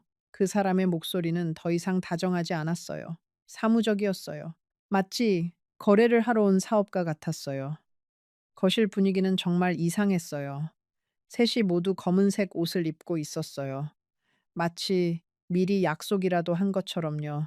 큰아들은 가죽 가방을 옆에 놓고 있었고 그 가방 안에서 서류를 꺼냈어요. 그 서류를 본 순간 나는 알았어요. 이건 즉흥적인 일이 아니라는 걸. 오래전부터 준비된 일이라는 걸. 어쩌면 내가 이 집에 들어온 첫날부터, 아니, 동창회에서 박 선생을 처음 만난 그날부터 준비된 일이었을지도 몰라요. 큰아들이 말했어요. 어머니, 아버지께서 어머니를 만나신 이후로 정말 행복해 하세요. 저희도 너무 감사하게 생각하고 있어요. 그래서 말인데요. 저희가 한 가족이 된 만큼 재산도 함께 관리하는 게 어떨까 싶어요. 한 가족. 그 말이 칼날처럼 가슴에 박혔어요. 한 달 전까지만 해도 결혼식에도 오지 않았던 사람들이었어요. 얼굴 한 번 본 적 없는 사람들이었어요. 그런데 이제 와서 한 가족이라니. 큰아들은 가져온 서류를 내 앞에 펼쳐 놓았어요. 무슨 위임장 같은 거였어요. 그 사람의 손가락이 어디 어디에 도장을 찍어야 한다고 가리키고 있었지요. 셋째 딸이 옆에서 거들었어요. 어머니, 너무 어려운 거 아니에요. 그냥 형식적인 거예요. 가족이 함께 관리한다는 의미일 뿐이에요. 그 미소를 띤 얼굴이 얼마나 무서웠는지. 입은 웃고 있는데 눈은 절대 웃고 있지 않았어요. 나는 입을 열었어요. 저는 제 재산을 제가 관리하고 싶어요. 그리고 이 집은 제 자식들에게 물려줄 거예요. 그 말이 끝나자마자 거실의 공기가 얼어붙었어요. 큰아들의 얼굴이 일그러졌어요. 둘째 아들은 코웃음을 쳤어요. 셋째 딸은 어머나 하면서 한숨을 쉬었어요. 박 선생은 고개를 푹 숙이고 있었어요. 마치 그 사람이 피해자인 것처럼. 둘째 아들이 갑자기 큰 소리를 냈어요. 어머니, 그게 무슨 말씀이세요? 저희 아버지랑 결혼하셨으면 저희도 가족인 거잖아요. 어머니 자식들만 자식이고 저희는 자식이 아니에요? 그 목소리에 나는 깜짝 놀랐어요. 처음으로 그 사람들의 본 얼굴을 본 순간이었어요. 평소에는 살갑게 굴다가도 자기들 뜻대로 안 되면 이렇게 돌변하는 사람들이었던 거예요. 그리고 더 무서웠던 건 박 선생이 자기 자식을 말리지 않았다는 거예요. 그저 고개만 숙이고 있었지요. 셋째 딸이 부드러운 목소리로 끼어들었어요. 오빠, 그렇게 말하지 마. 어머니가 놀라시잖아. 어머니, 죄송해요. 저희 오빠가 좀 직설적이라서요.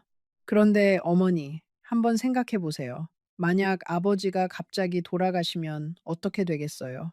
어머니 혼자 이 큰 집에서 어떻게 사세요? 저희가 함께 있어야 어머니도 안심이 되시잖아요. 그 말이 더 무서웠어요. 만약 아버지가 갑자기 돌아가시면 그 말 속에 무엇이 숨어 있는지 나는 그제야 어렴풋이 느꼈어요. 그날 밤 박 선생이 침실로 들어와서 처음으로 큰 소리를 냈어요.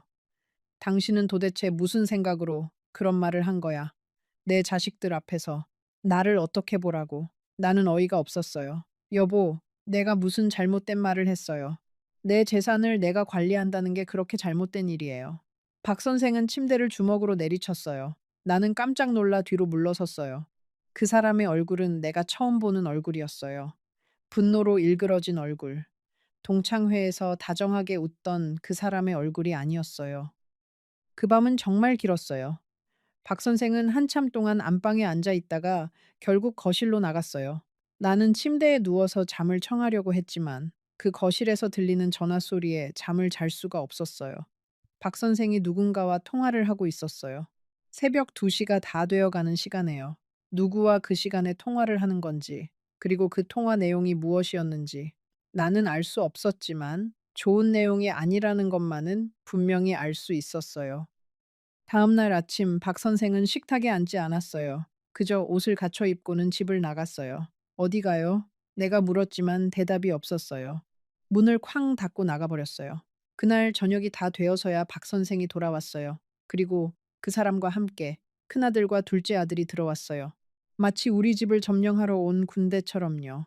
세 사람은 거실에 자리를 잡고 앉아서 내가 차려놓은 저녁 식사를 잡수셨어요.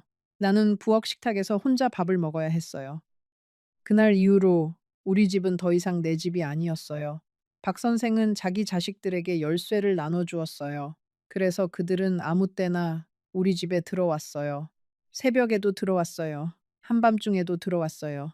어떤 날은 큰아들이 자기 가족을 데리고 와서 안방에서 자고 갔어요. 며느리와 손주들까지. 나는 손님 방에서 자야 했지요. 내 집인데 손님 방에서요. 그 큰아들의 부인이라는 사람도 만났어요. 처음 만난 자리에서 그녀는 나에게 어머님, 어머님 하면서 깍듯이 굴었어요. 하지만 부엌으로 들어와서는 내가 정성껏 길러놓은 화분의 화초를 다 뽑아버렸어요. 어머니, 이런 거 키우시면 안 돼요. 집 운이 안 좋아져요. 그러면서요. 자기들 마음대로 가구도 옮겼어요. 거실의 소파 위치를 바꾸고 안방의 침대를 다른 방으로 옮겼어요. 내가 죽은 남편과 함께 잤던 그 침대를요. 그 침대를 박 선생과 함께 쓰는 게 마음이 편치 않았지만 그래도 그 침대에는 죽은 남편의 흔적이 남아 있었거든요. 그런데 그 침대가 다른 방으로 옮겨졌어요. 마치 죽은 남편의 흔적을 다 지워버리려는 것처럼요. 그 큰아들의 부인은 내 부엌까지 자기 마음대로 했어요. 죽은 남편이 결혼 30주년에 사줬던 은수저 세트가 어느 날 보니 사라져 있었어요. 어디 갔냐고 물었더니 어머님, 그게 너무 무거워서 제가 처분했어요. 가벼운 것으로 다시 사드릴게요. 그러더라고요. 처분이라니. 그 은수저는 돈으로 살 수 없는 거였어요. 죽은 남편이 한 달 월급을 모아서 사준 거였어요. 그 안에는 우리 가족의 30년 세월이 담겨 있었어요. 그런데 그게 처분되어 버린 거예요. 무거우니까, 가벼운 것으로 바꿔준다니까. 나는 그날 부엌 한 구석에 주저앉아 한참을 울었어요. 박 선생은 거실에서 텔레비전을 보고 있었어요. 내가 우는 소리도 못 듣는 척 했지요. 그 며느리는 내가 입던 한복까지 마음대로 정리했어요. 죽은 남편과 결혼할 때 입었던 그 한복, 평생 함부로 입지도 않고 장롱 깊숙이 모셔두었던 그 한복을 어느 날 그녀가 끄집어내서 펼쳐놓더라고요. 어머님, 이건 너무 옛날 거예요. 요즘은 이런 거 안 입어요. 박물관에 기증하시는 게 어때요? 그러면서요. 박물관에 기증. 내 평생의 추억을 나는 그 한복을 다시 장롱 안으로 집어넣고 자물쇠를 채웠어요. 그날부터 안방 장롱에 자물쇠를 채우기 시작했지요. 내 집안에서 내가 자물쇠를 채워야 한다는 게 그게 얼마나 서글픈 일이었는지 몰라요. 냉장고는 항상 비어 있었어요. 내가 사다 놓은 음식들을 그들이 다 먹어 치웠으니까요. 내가 아끼던 그릇들이 하나둘씩 사라졌어요. 결혼 예물로 받았던 금부치들도 어느 날 보니 없어져 있었어요. 박 선생에게 물어보면 당신이 어디 둔 거 잊어버린 거 아니야 하고 핀잔을 줬어요. 나는 정말 미쳐가는 것 같았어요. 내가 미친 건지 저 사람들이 미친 건지 구분할 수 없었어요. 어느 날은 새벽에 일어나서 부엌으로 갔어요. 그런데 식탁 위에 누가 앉아 있더라고요. 둘째 아들이었어요. 새벽 4시예요. 내 집 부엌에서 우리 부부의 식탁 위에 그 사람이 앉아 있는 거였어요. 손에는 내가 아끼던 도자기 잔을 들고 있었지요. 어머니, 일찍 일어나셨네요. 그렇게 말하더라고요. 마치 자기가 집주인인 것처럼요. 나는 너무 놀라서 그저 멍하니 서 있었어요. 둘째 아들은 천천히 일어나서 자기 자고 있던 방으로 돌아갔어요. 내 집인데 자기 방이라니. 그날 새벽 나는 부엌 식탁에 한참을 앉아서 죽은 남편의 사진이 있던 자리를 바라봤어요. 그 사진이 있던 자리가 이제는 텅 비어 있었어요. 그 빈자리가 그렇게 크게 느껴졌어요. 며칠 후에는 더 이상한 일이 있었어요. 내가 시장에 다녀왔는데 안방 문이 열려 있었어요. 분명히 잠그고 나갔는데요. 안방에 들어가 보니 누가 내 물건들을 다 헤집어 놓았더라고요. 옷장 서랍이 열려 있고 화장대 위가 어수선했어요. 박 선생을 불렀어요. 박 선생은 거실에서 천연덕스럽게 말하더군요. 큰애가 잠깐 들렀다 갔어. 뭐 좀 찾는다고. 뭘 찾았는지는 말도 하지 않았어요. 그 큰아들이 내 안방을 헤집고 다닌 거예요. 내가 시장에 간 사이에 마치 도둑이 들어왔다 간 것처럼요. 다른 점이 있다면 도둑은 한번 들어왔다가 가지만 이 도둑들은 매일같이 들어오고 나간다는 거였지요. 가장 마음이 아팠던 건 죽은 남편의 사진이 사라진 일이었어요. 안방 화장대 위에 늘 놓여 있던 그 사진. 결혼식 때 찍은 흑백 사진이었어요. 어느 날 보니 그 사진이 없었어요. 액자도 없었어요. 박 선생에게 물어봤어요. 여보, 내 사진 어디 갔어요? 박 선생은 짜증을 내며 말했어요. 그게 왜 거기 있어야 해? 죽은 사람 사진을 부부 침실에 놓는 게 말이 돼. 나는 그 말에 정신이 번쩍 들었어요. 죽은 사람. 그 사람을 죽은 사람이라고 부르다니. 그 사람은 내 남편이었어요. 평생을 함께한 사람이었어요. 그런데 박 선생에게는 그저 죽은 사람이었어요. 그 한마디가 박 선생의 진짜 마음을 보여주는 거였어요. 나에게도, 내 인생에도 단 한 톨의 존중도 없었던 거예요. 3달째 되던 날, 나는 결심했어요. 더 이상은 안 되겠다고 변호사 사무실을 찾아가기로 했어요. 박 선생 몰래 아침에 시장에 다녀온다고 하고 집을 나섰지요. 그런데 골목 끝에서 셋째 딸이 나를 기다리고 있었어요. 마치 내가 어디로 가는지 다 알고 있다는 듯이.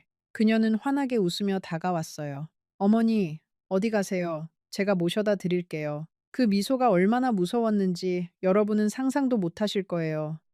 나는 거짓말을 했어요. 시장에 좀 가려고. 셋째 딸은 자기 차에 나를 태우고는 시장 반대 방향으로 가더라고요. 어디로 가는 거냐고 물었더니, 아, 어머니 좋아하실 만한 곳이 있어서요. 라고 했어요. 그 차 안에서 내가 얼마나 떨었는지 몰라요.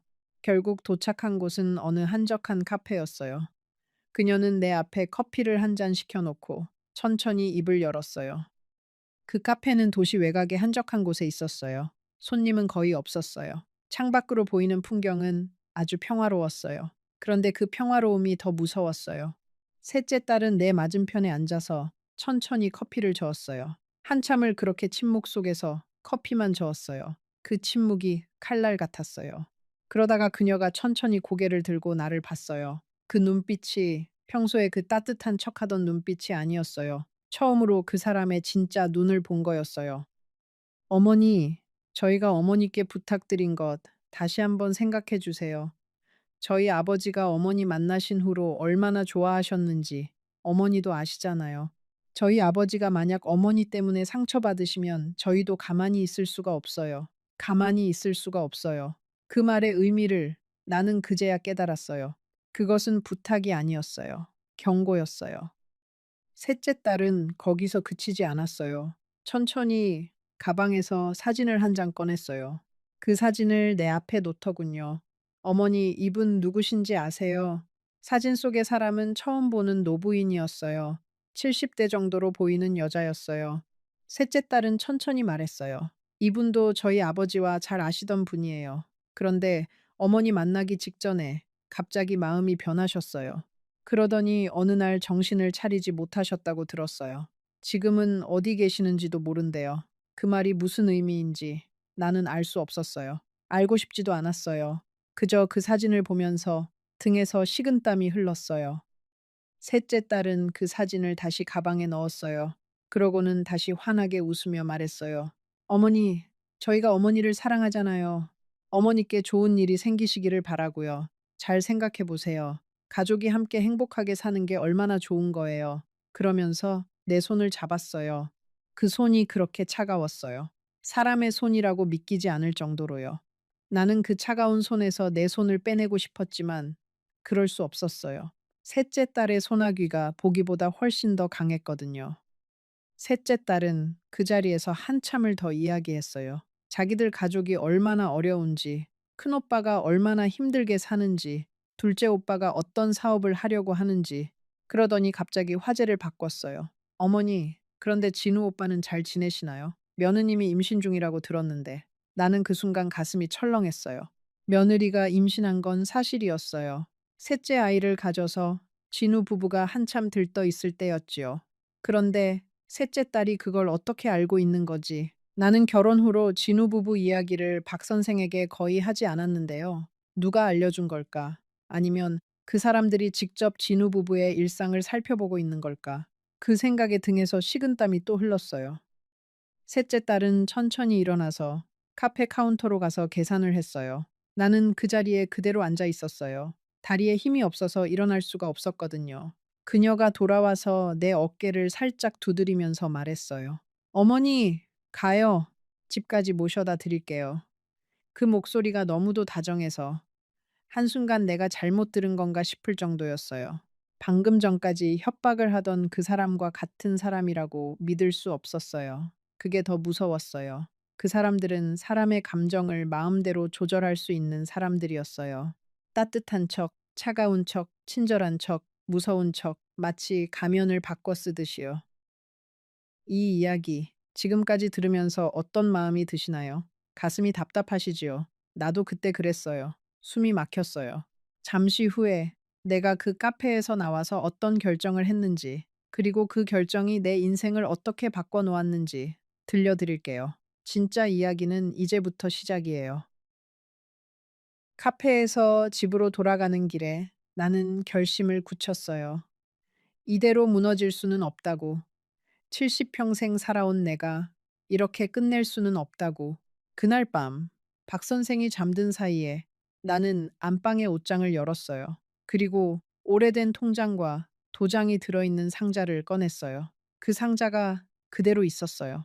다행이었지요. 아직은 그들이 내 비밀 금고를 발견하지 못한 거예요. 그 상자는 죽은 남편이 만들어준 거였어요. 결혼하고 얼마 안 되었을 때 남편이 그러더라고요. 여보, 여자도 자기만의 비밀스러운 곳이 있어야 해. 남편한테도 절대 보여주지 않는 곳이 있어야 해.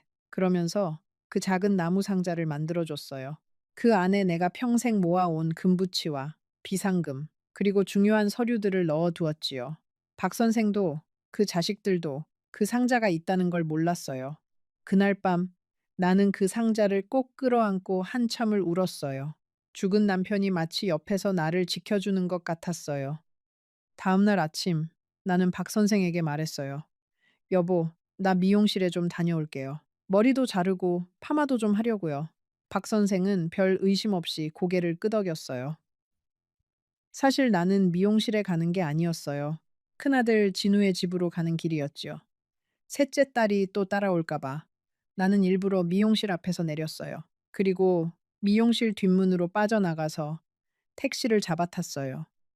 택시 안에서 나는 계속 뒤를 돌아봤어요.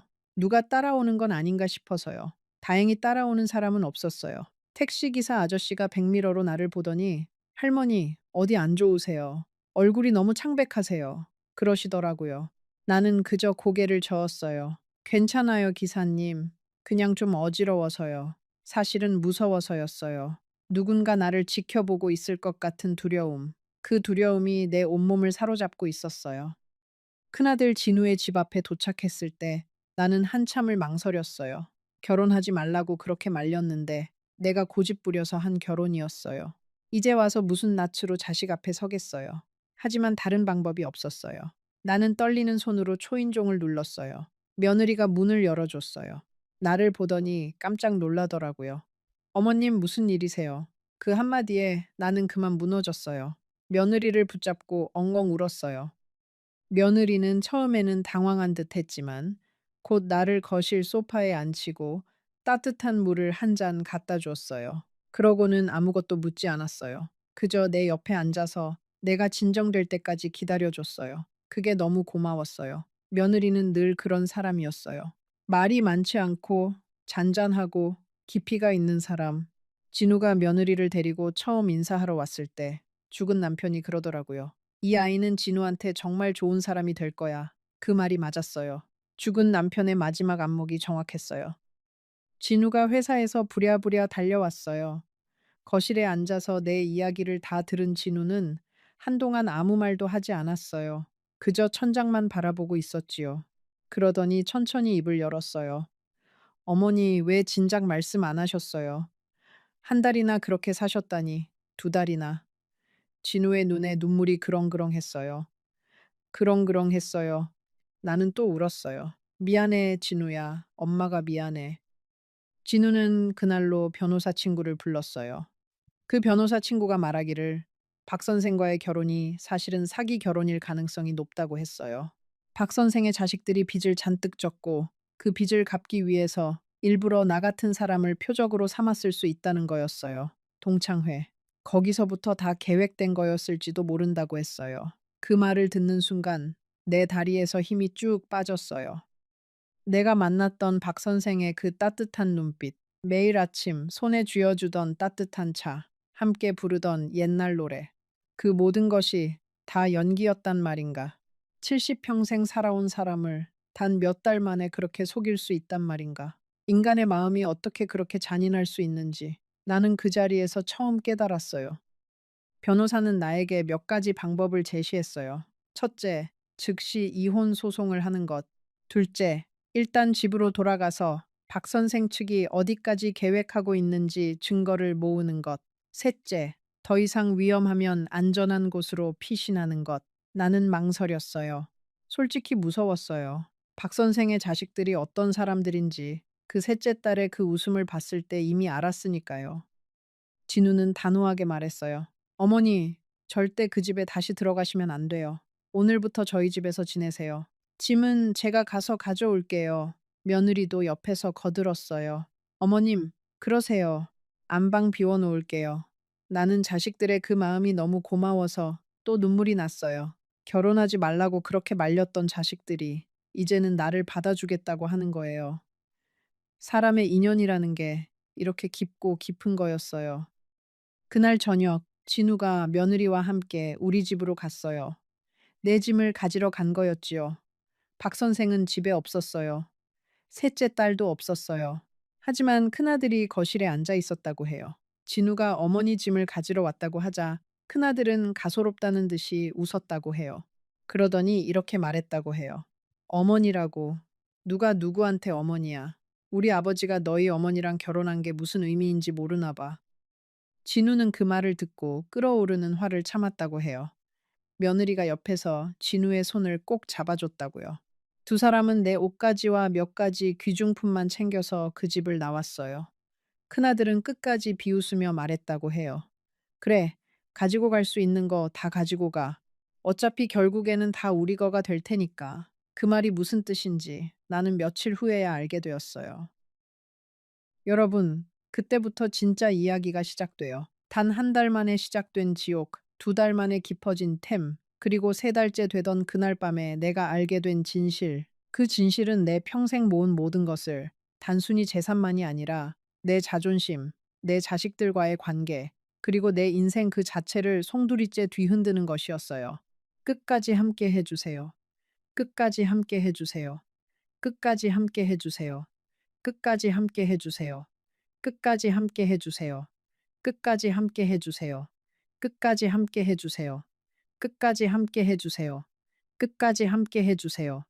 끝까지 함께 해주세요. 끝까지 함께 해주세요. 끝까지 함께 해주세요. 끝까지 함께 해주세요. 끝까지 함께 해주세요. 끝까지 함께 해주세요. 끝까지 함께 해주세요. 끝까지 함께 해주세요. 끝까지 함께 해주세요.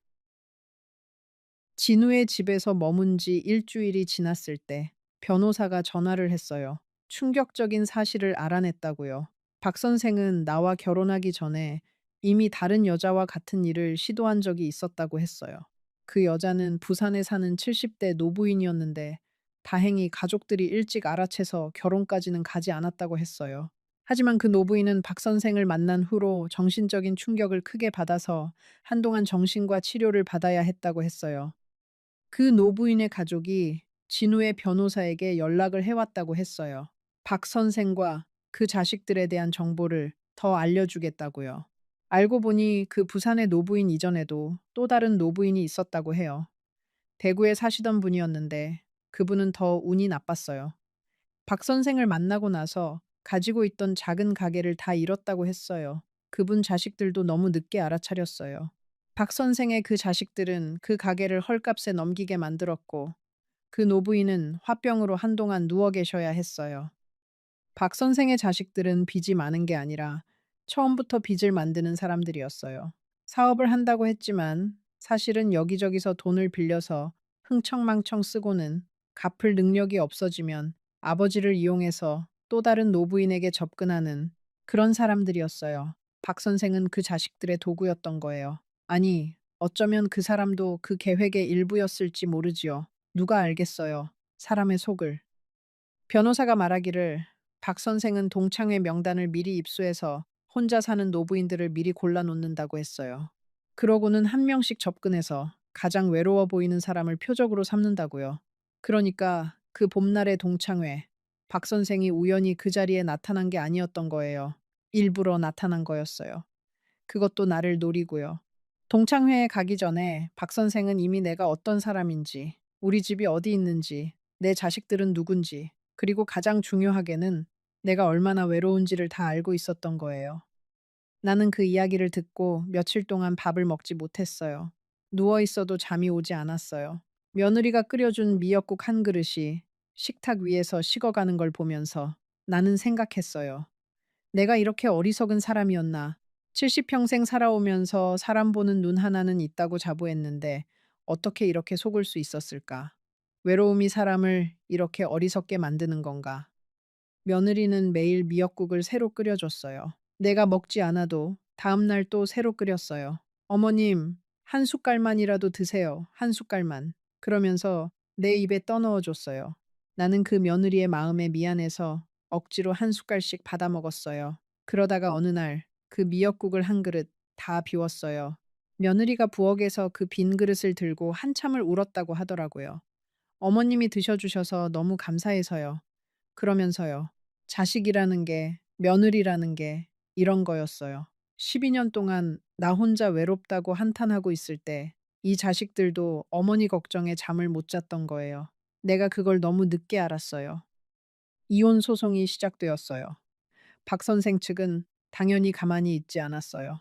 그쪽 변호사가 주장하기를 박 선생은 진심으로 나를 사랑했고 다만 자식들 문제로 약간의 어려움이 있었을 뿐이라고 했어요. 그리고 충격적인 사실 하나가 더 드러났어요. 박 선생이 결혼 직후에 나 몰래 인감을 도용해서 우리 집을 담보로 대출을 받았다는 거였어요. 그것도 한 번이 아니라 여러 번. 합치면 수억 원이었어요. 내가 그렇게 신주 단지처럼 모셔두었던 인감, 도장 하나가 그렇게 위력이 있는 줄 나는 정말 몰랐어요. 박 선생은 신혼 첫날 밤에 이미 내 가방을 뒤졌던 거예요. 그 따뜻한 차 한 잔에 잠이 솔솔 오던 그날 밤에 어쩌면 그 차 안에 무언가 들어 있었을지도 모르지요. 의심하면 끝이 없었어요. 정말 끝이 없었어요. 대출이 어디에 쓰였는지도 다 밝혀졌어요. 큰아들의 빚 갚는데, 둘째 아들의 사업 자금에, 셋째 딸의 외국 여행 경비에, 내 집을 담보로 받은 돈이 그 사람들의 호화 생활을 위해 쓰인 거였어요. 셋째 딸이 어느 명품 가방을 들고 우리 집에 왔던 게 기억이 났어요. 그 가방이 사실은 내 집에서 빠져나간 돈으로 산 거였던 거예요. 그 가방을 들고 와서 내 앞에서 자랑하던 그 미소, 그게 그저 미소가 아니었어요. 비웃음이었어요. 너의 돈으로 내가 이걸 샀다는 그런 비웃음. 그걸 그때 알았다면 나는 그 가방을 빼앗아서 박살을 냈을지도 몰라요. 진우는 회사를 며칠 쉬면서 변호사 사무실을 들락거렸어요. 며느리는 매일같이 나에게 밥을 차려주고 손을 잡아주고 등을 쓰다듬어 주었어요. 그런데 작은 딸 미경이는 한 번도 오지 않았어요. 전화도 하지 않았어요. 그게 가장 마음이 아팠어요. 결혼식에 오지 않았던 그 딸이 이제는 내가 이렇게 힘든데도 한번 들여다보지 않는다는 게. 진우에게 물었어요. 미경이는 잘 있니? 진우는 한숨을 쉬더라고요. 어머니, 미경이는 아직 시간이 필요해요. 그 애도 충격이 큰 거예요. 나는 알았어요. 미경이가 화가 난 거였어요. 결혼식에 오지 말라고 그렇게 매달렸는데도 내가 고집을 부려서 결혼했고 결국 이런 일이 벌어졌으니까요. 미경이는 자기 말을 듣지 않은 어미를 용서할 수 없었던 거예요. 소송이 진행되는 동안 박 선생의 자식들은 정말 별짓을 다 했어요. 진우의 회사로 전화를 걸어서 진우의 험담을 했어요. 며느리의 친정에까지 연락해서 이상한 이야기를 퍼뜨렸어요. 동네 사람들에게는 내가 박 선생의 재산을 노리고 결혼했다가 도망친 사기꾼이라고 떠벌렸어요. 어떤 날은 우리 집 앞에 와서 큰 소리로 욕을 하고 가기도 했어요. 사람들이 어디까지 못된 짓을 할 수 있는지 나는 그때 다 봤어요. 특히 셋째 딸이 무서웠어요. 그녀는 가만히 있지 않았어요. 어느 날은 진우의 회사 앞에서 진우를 기다리고 있었대요. 진우가 퇴근하는데 셋째 딸이 다가와서 오빠, 우리 한번 이야기해요. 그랬다고 해요. 진우가 응하지 않자 그녀는 큰 소리로 울기 시작했대요. 사람들이 다 쳐다보는 앞에서요. 오빠가 우리 어머니를 빼앗아 갔어요. 우리 아버지를 혼자 두고 가셨어요. 그렇게요. 사람들이 다 진우를 이상한 눈으로 봤다고 해요. 진우가 그날 밤에 술을 많이 마시고 들어왔어요. 며느리가 진우를 진정시키면서 한참을 같이 울었어요. 자식이 어머니 때문에 그렇게 고생을 하는데 나는 그저 보고만 있을 수밖에 없었어요. 가장 견디기 힘들었던 건 박 선생이 직접 진우에게 전화를 한 일이었어요. 박 선생은 진우에게 이렇게 말했다고 해요. 자네 어머니가 치매기가 있어서 우리 가족을 오해하고 있는 거야. 다시 돌려보내주게. 내가 잘 보살펴줄게. 치매. 그 한마디에 진우는 분노가 폭발했다고 해요. 며느리가 옆에서 말리지 않았다면 무슨 일이 벌어졌을지 모를 정도였다고요. 그날 저녁, 진우는 나에게 와서 한참을 망설이다가 그 이야기를 했어요. 그러고는 이렇게 말했어요. 어머니, 죄송해요. 제가 어머니를 좀 더 이해해 드렸어야 했는데, 어머니 외로운 거 알면서도 아버지 자리를 누가 채우는 게 싫어서 제가 너무 차갑게 굴었어요. 그래서 어머니가 더 외로워하셨던 거예요. 다 제 잘못이에요. 나는 그 자식의 손을 잡고 또 울었어요. 무슨 말이냐고. 다 엄마가 잘못한 거지. 엄마가 어리석어서 그런 거지. 진우는 그러더라고요. 어머니, 아버지 돌아가시고 나서 제가 어머니께 더 자주 찾아왔어야 했는데 회사 일이 바쁘다고, 애들이 어리다고 그런 핑계로 어머니를 혼자 두었어요. 어머니가 외로워서 그런 결정을 하실 줄 진작 알았어야 했는데 어머니, 정말 죄송해요. 그러면서 큰절을 했어요. 거실 마룻바닥에 이마를 대고요. 마흔이 넘은 자식이 70 노모에게 큰절을 하는 거였어요. 나는 그 자식을 일으켜 세우면서 또 흐느꼈어요. 진우야, 그러지 마. 엄마가 더 미안해. 평생을 함께 살자고 했던 너의 아버지를 너무 빨리 잊었던 그게 엄마의 잘못이야. 그렇게 우리 모자는 한참을 부둥켜 안고 울었어요. 소송은 길어졌어요. 1년이 가까이 걸렸지요. 그 사이에 내 머리는 더 하얘졌고 살은 10kg이 빠졌어요. 옛날 사진 속의 내 모습과 거울 속의 내 모습이 다른 사람 같았어요. 하지만 끝까지 버텼어요. 진우와 며느리가 곁에 있어줬으니까요. 그리고 마침내 판결이 났어요. 박 선생과의 결혼은 무효. 그 사람이 도용해서 받은 대출은 무효. 우리 집은 다시 내 명의로 돌아왔어요. 판결이 나기 전 마지막 재판 때의 일이에요. 법정에 박 선생이 나왔어요. 그 자리에서 그 사람이 나를 한번 쳐다봤어요. 그 눈빛이 잊혀지지 않아요. 처음에는 사정하는 눈빛이었어요. 그러다가 내가 시선을 돌리지 않고 그 사람을 똑바로 마주보자 그 눈빛이 분노로 바뀌었어요. 결국에는 증오로 변했어요. 한때는 매일 아침 다정하게 나를 바라보던 그 눈이 이제는 증오로 가득 차 있는 거였어요. 그 변화를 보면서 나는 알았어요. 처음부터 다 거짓이었다는 걸. 이 사람은 단 한 번도 나를 사랑한 적이 없었다는 걸. 판결이 나던 날, 법원 앞에서 나는 진우와 며느리를 안고 한참을 울었어요. 기쁨의 눈물이 아니었어요. 슬픔의 눈물도 아니었어요. 그냥 그동안 쌓였던 모든 것이 한꺼번에 무너져 내리는 그런 눈물이었어요. 내 인생에 이런 일이 일어날 거라고는 70평생 단 한 번도 상상해 본 적이 없었어요.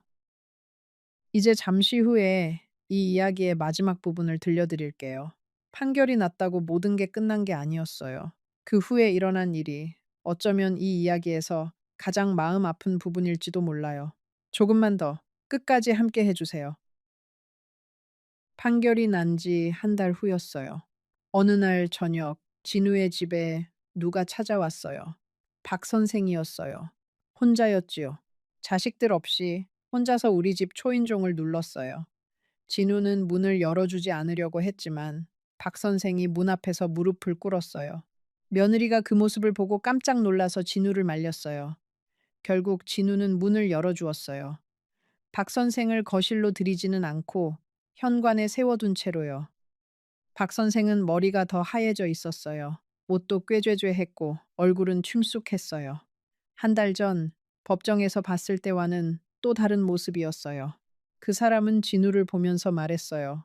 자네 어머니 한 번만 만나게 해주게. 정말 마지막으로. 진우는 단호하게 거절했어요. 이미 끝난 일입니다. 다시는 저희 어머니 근처에 오지 마세요. 그때 내가 거실에서 나왔어요. 박 선생의 목소리를 들었거든요. 박 선생은 나를 보더니 또 무릎을 꿇었어요. 그러고는 흐느꼈어요. 여보, 미안해. 정말 미안해. 내가, 그때는 정신이 없었어. 자식들 빚이 너무 많아서 어쩔 줄을 몰랐어. 한 번만 용서해주게. 나는 그 사람을 한참 동안 바라봤어요.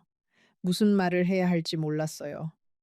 마음 한구석에서는 측은한 마음이 들었어요. 그래도 한때는 내가 다정하게 손을 잡아줬던 사람이었으니까요. 함께 산책을 했던 사람이었으니까요. 하지만 또 한구석에서는 분노가 치밀어 올랐어요. 이 사람이 한 짓이 무엇인지, 이 사람 때문에 내가 어떤 지옥을 살았는지, 그리고 무엇보다 이 사람이 진심으로 사과하러 온 것인지, 아니면 또 다른 무언가를 노리고 온 것인지, 나는 더 이상 그 사람을 믿을 수 없었어요. 나는 천천히 입을 열었어요. 막 선생님, 우리 둘 다 살 날이 얼마 남지 않았어요. 이제는 서로 평안하게 갑시다. 용서한다는 말은 못하겠어요. 에일은, 하지만 미워하지도 않을게요. 그저, 이제는 서로의 길을 가요. 박 선생은 그 자리에서 더 흐느꼈어요. 하지만 더 이상 아무 말도 하지 않았어요. 한참 후에 그 사람은 천천히 일어나서 그 자리를 떠났어요. 그게 박 선생과의 마지막이었어요. 그 후로 다시는 그 사람을 보지 못했어요. 몇 달 후에 들었어요. 박 선생이 어느 요양원에서 혼자 지낸다는 소식이었어요. 그 자식들은 빚 때문에 다 흩어졌다고 했어요. 큰아들은 외국으로 도망쳤고, 둘째 아들은 어느 시골로 들어갔고, 그렇게 무섭게 웃던 셋째 딸은 어느 절에 들어갔다고 했어요. 사람의 삶이 이렇게 흩어지는 거예요. 욕심을 부리다가 결국에는 다 흩어지는 거예요. 진우의 집에서 두 달을 더 머문 후에 나는 내 집으로 돌아갔어요. 다시 혼자가 되었지요. 하지만 예전의 그 외로움과는 달랐어요. 이제는 자식들이 자주 찾아왔어요. 진우와 며느리, 그리고 손주들, 미경이도 1년 만에 처음으로 찾아왔어요. 미경이는 현관 앞에서 한참을 서 있다가 결국 나를 안고 울었어요. 엄마, 미안해. 내가 너무 매정했어. 나는 그 딸의 머리를 쓰다듬으면서 말했어요. 괜찮아. 다 엄마가 어리석어서 그런 거야. 미경아, 미안하다. 그날 미경이는 우리 집에서 하룻밤을 자고 갔어요. 어릴 적 미경이의 방, 시집간 후로 늘 비어 있던 그 방에서 다음 날 아침 미경이는 부엌에서 미역국을 끓이고 있었어요. 내가 좋아하던 그 미역국이요. 미경이는 어릴 때부터 손이 야물어서 미역국 하나는 정말 잘 끓였어요. 그 미역국 한 그릇을 마주하고 앉아서 우리 모녀는 12년 만에 처음으로 마음을 터놓고 이야기했어요. 미경이는 그러더라고요. 엄마, 사실은 내가 화가 났던 건 엄마가 재혼한 것 때문이 아니었어. 아빠를 잊은 것 같아서 화가 났던 게 아니야. 엄마가 아빠 돌아가신 후로 너무 외롭게 사시는 게 마음이 아팠는데 내가 자주 찾아뵙지를 못했잖아. 그래서 엄마가 그 사람을 만난 거잖아. 다 내 탓 같아서. 그래서 내가 더 화가 났어. 엄마한테가 아니라 나한테. 나는 그 말을 듣고 또 울었어요. 자식의 마음이라는 게 부모의 마음과 똑같다는 걸 그제야 알았어요. 자식도 부모를 사랑하고, 자식도 부모 때문에 죄책감을 느끼고, 자식도 부모에게 미안해 한다는 걸. 우리 부모들은 늘 자식 걱정만 하지만, 사실 자식들도 부모를 그렇게 걱정하고 있다는 걸. 그날 이후로 미경이는 일주일에 한 번씩 우리 집에 왔어요. 진우는 한 달에 두 번. 손주들은 방학마다 우리 집에 다시 사람 소리가 났어요. 텔레비전 소리 말고 진짜 사람 소리가요. 그릇 부딪히는 소리, 아이들 웃음소리, 며느리가 부엌에서 흥얼거리는 소리. 그 소리들이 내 인생을 다시 채워줬어요. 가끔, 정말 가끔 박 선생 생각이 났어요. 그 사람도 지금쯤 그 요양원에서 텔레비전 소리만 들으며 혼자 있겠지 하고, 그러면 마음이 또 짠해지기도 했어요. 그 사람이 처음부터 끝까지 다 거짓이었을까? 아니면 어느 한순간이라도 진심으로 나를 좋아했던 적이 있었을까? 그건 영원히 알 수 없는 일이에요. 사람의 마음이라는 건 자기 자신도 잘 모르는 거니까요. 한 가지 확실한 건 사람은 외로움 때문에 어리석은 결정을 한다는 거예요. 외로움이라는 게 사람을 이렇게 무방비 상태로 만들어요. 평생 똑똑하게 살아온 사람도 외로움 앞에서는 어린아이가 돼버려요. 그래서 외로운 사람들을 노리는 사람들이 그렇게 많은 거예요. 나는 운이 좋았어요. 자식들이 있었고, 결국에는 그 자식들이 나를 구해줬으니까요. 하지만 모든 사람이 그렇게 운이 좋은 건 아니에요. 여러분에게 부탁드리고 싶은 게 있어요. 만약 여러분 주변에 혼자 사시는 어르신이 있다면 자주 찾아뵈세요. 전화 한 통이라도, 짧은 방문 한 번이라도. 그게 그 어르신을 어떤 위험에서 구해낼지 몰라요. 그리고 만약 여러분 자신이 혼자라면 외로움이 사람을 보내올 때 그 사람을 너무 빨리 믿지 마세요. 외로움은 사람을 어리석게 만든다는 걸 기억해 주세요. 올해로 내가 80이 넘었어요. 박 선생을 만난 그 봄으로부터 10년이 지났어요. 머리는 완전히 하얘졌고, 다리는 점점 약해지고, 눈도 침침해지고 있어요. 하지만 마음은 그 어느 때보다 평온해요. 자식들이 곁에 있고, 손주들이 자라는 모습을 보고, 가끔 옛 친구들을 만나서 차 한 잔 마시고, 그게 내 인생의 마지막 봄이에요. 진짜 봄이에요.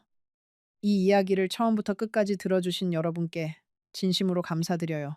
누구에게도 말 못했던 이야기를 오늘 처음으로 입 밖에 냈어요.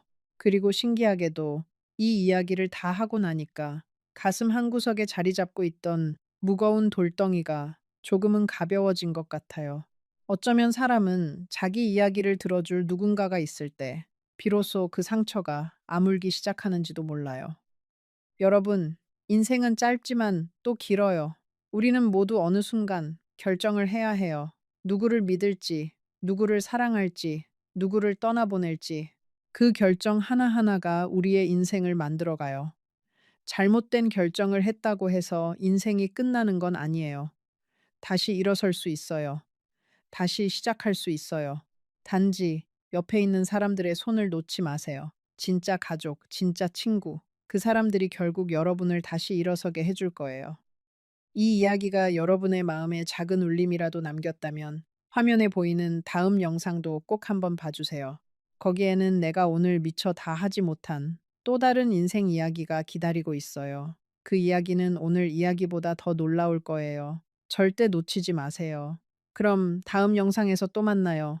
순자 할머니가 여러분께 깊이 인사드려요.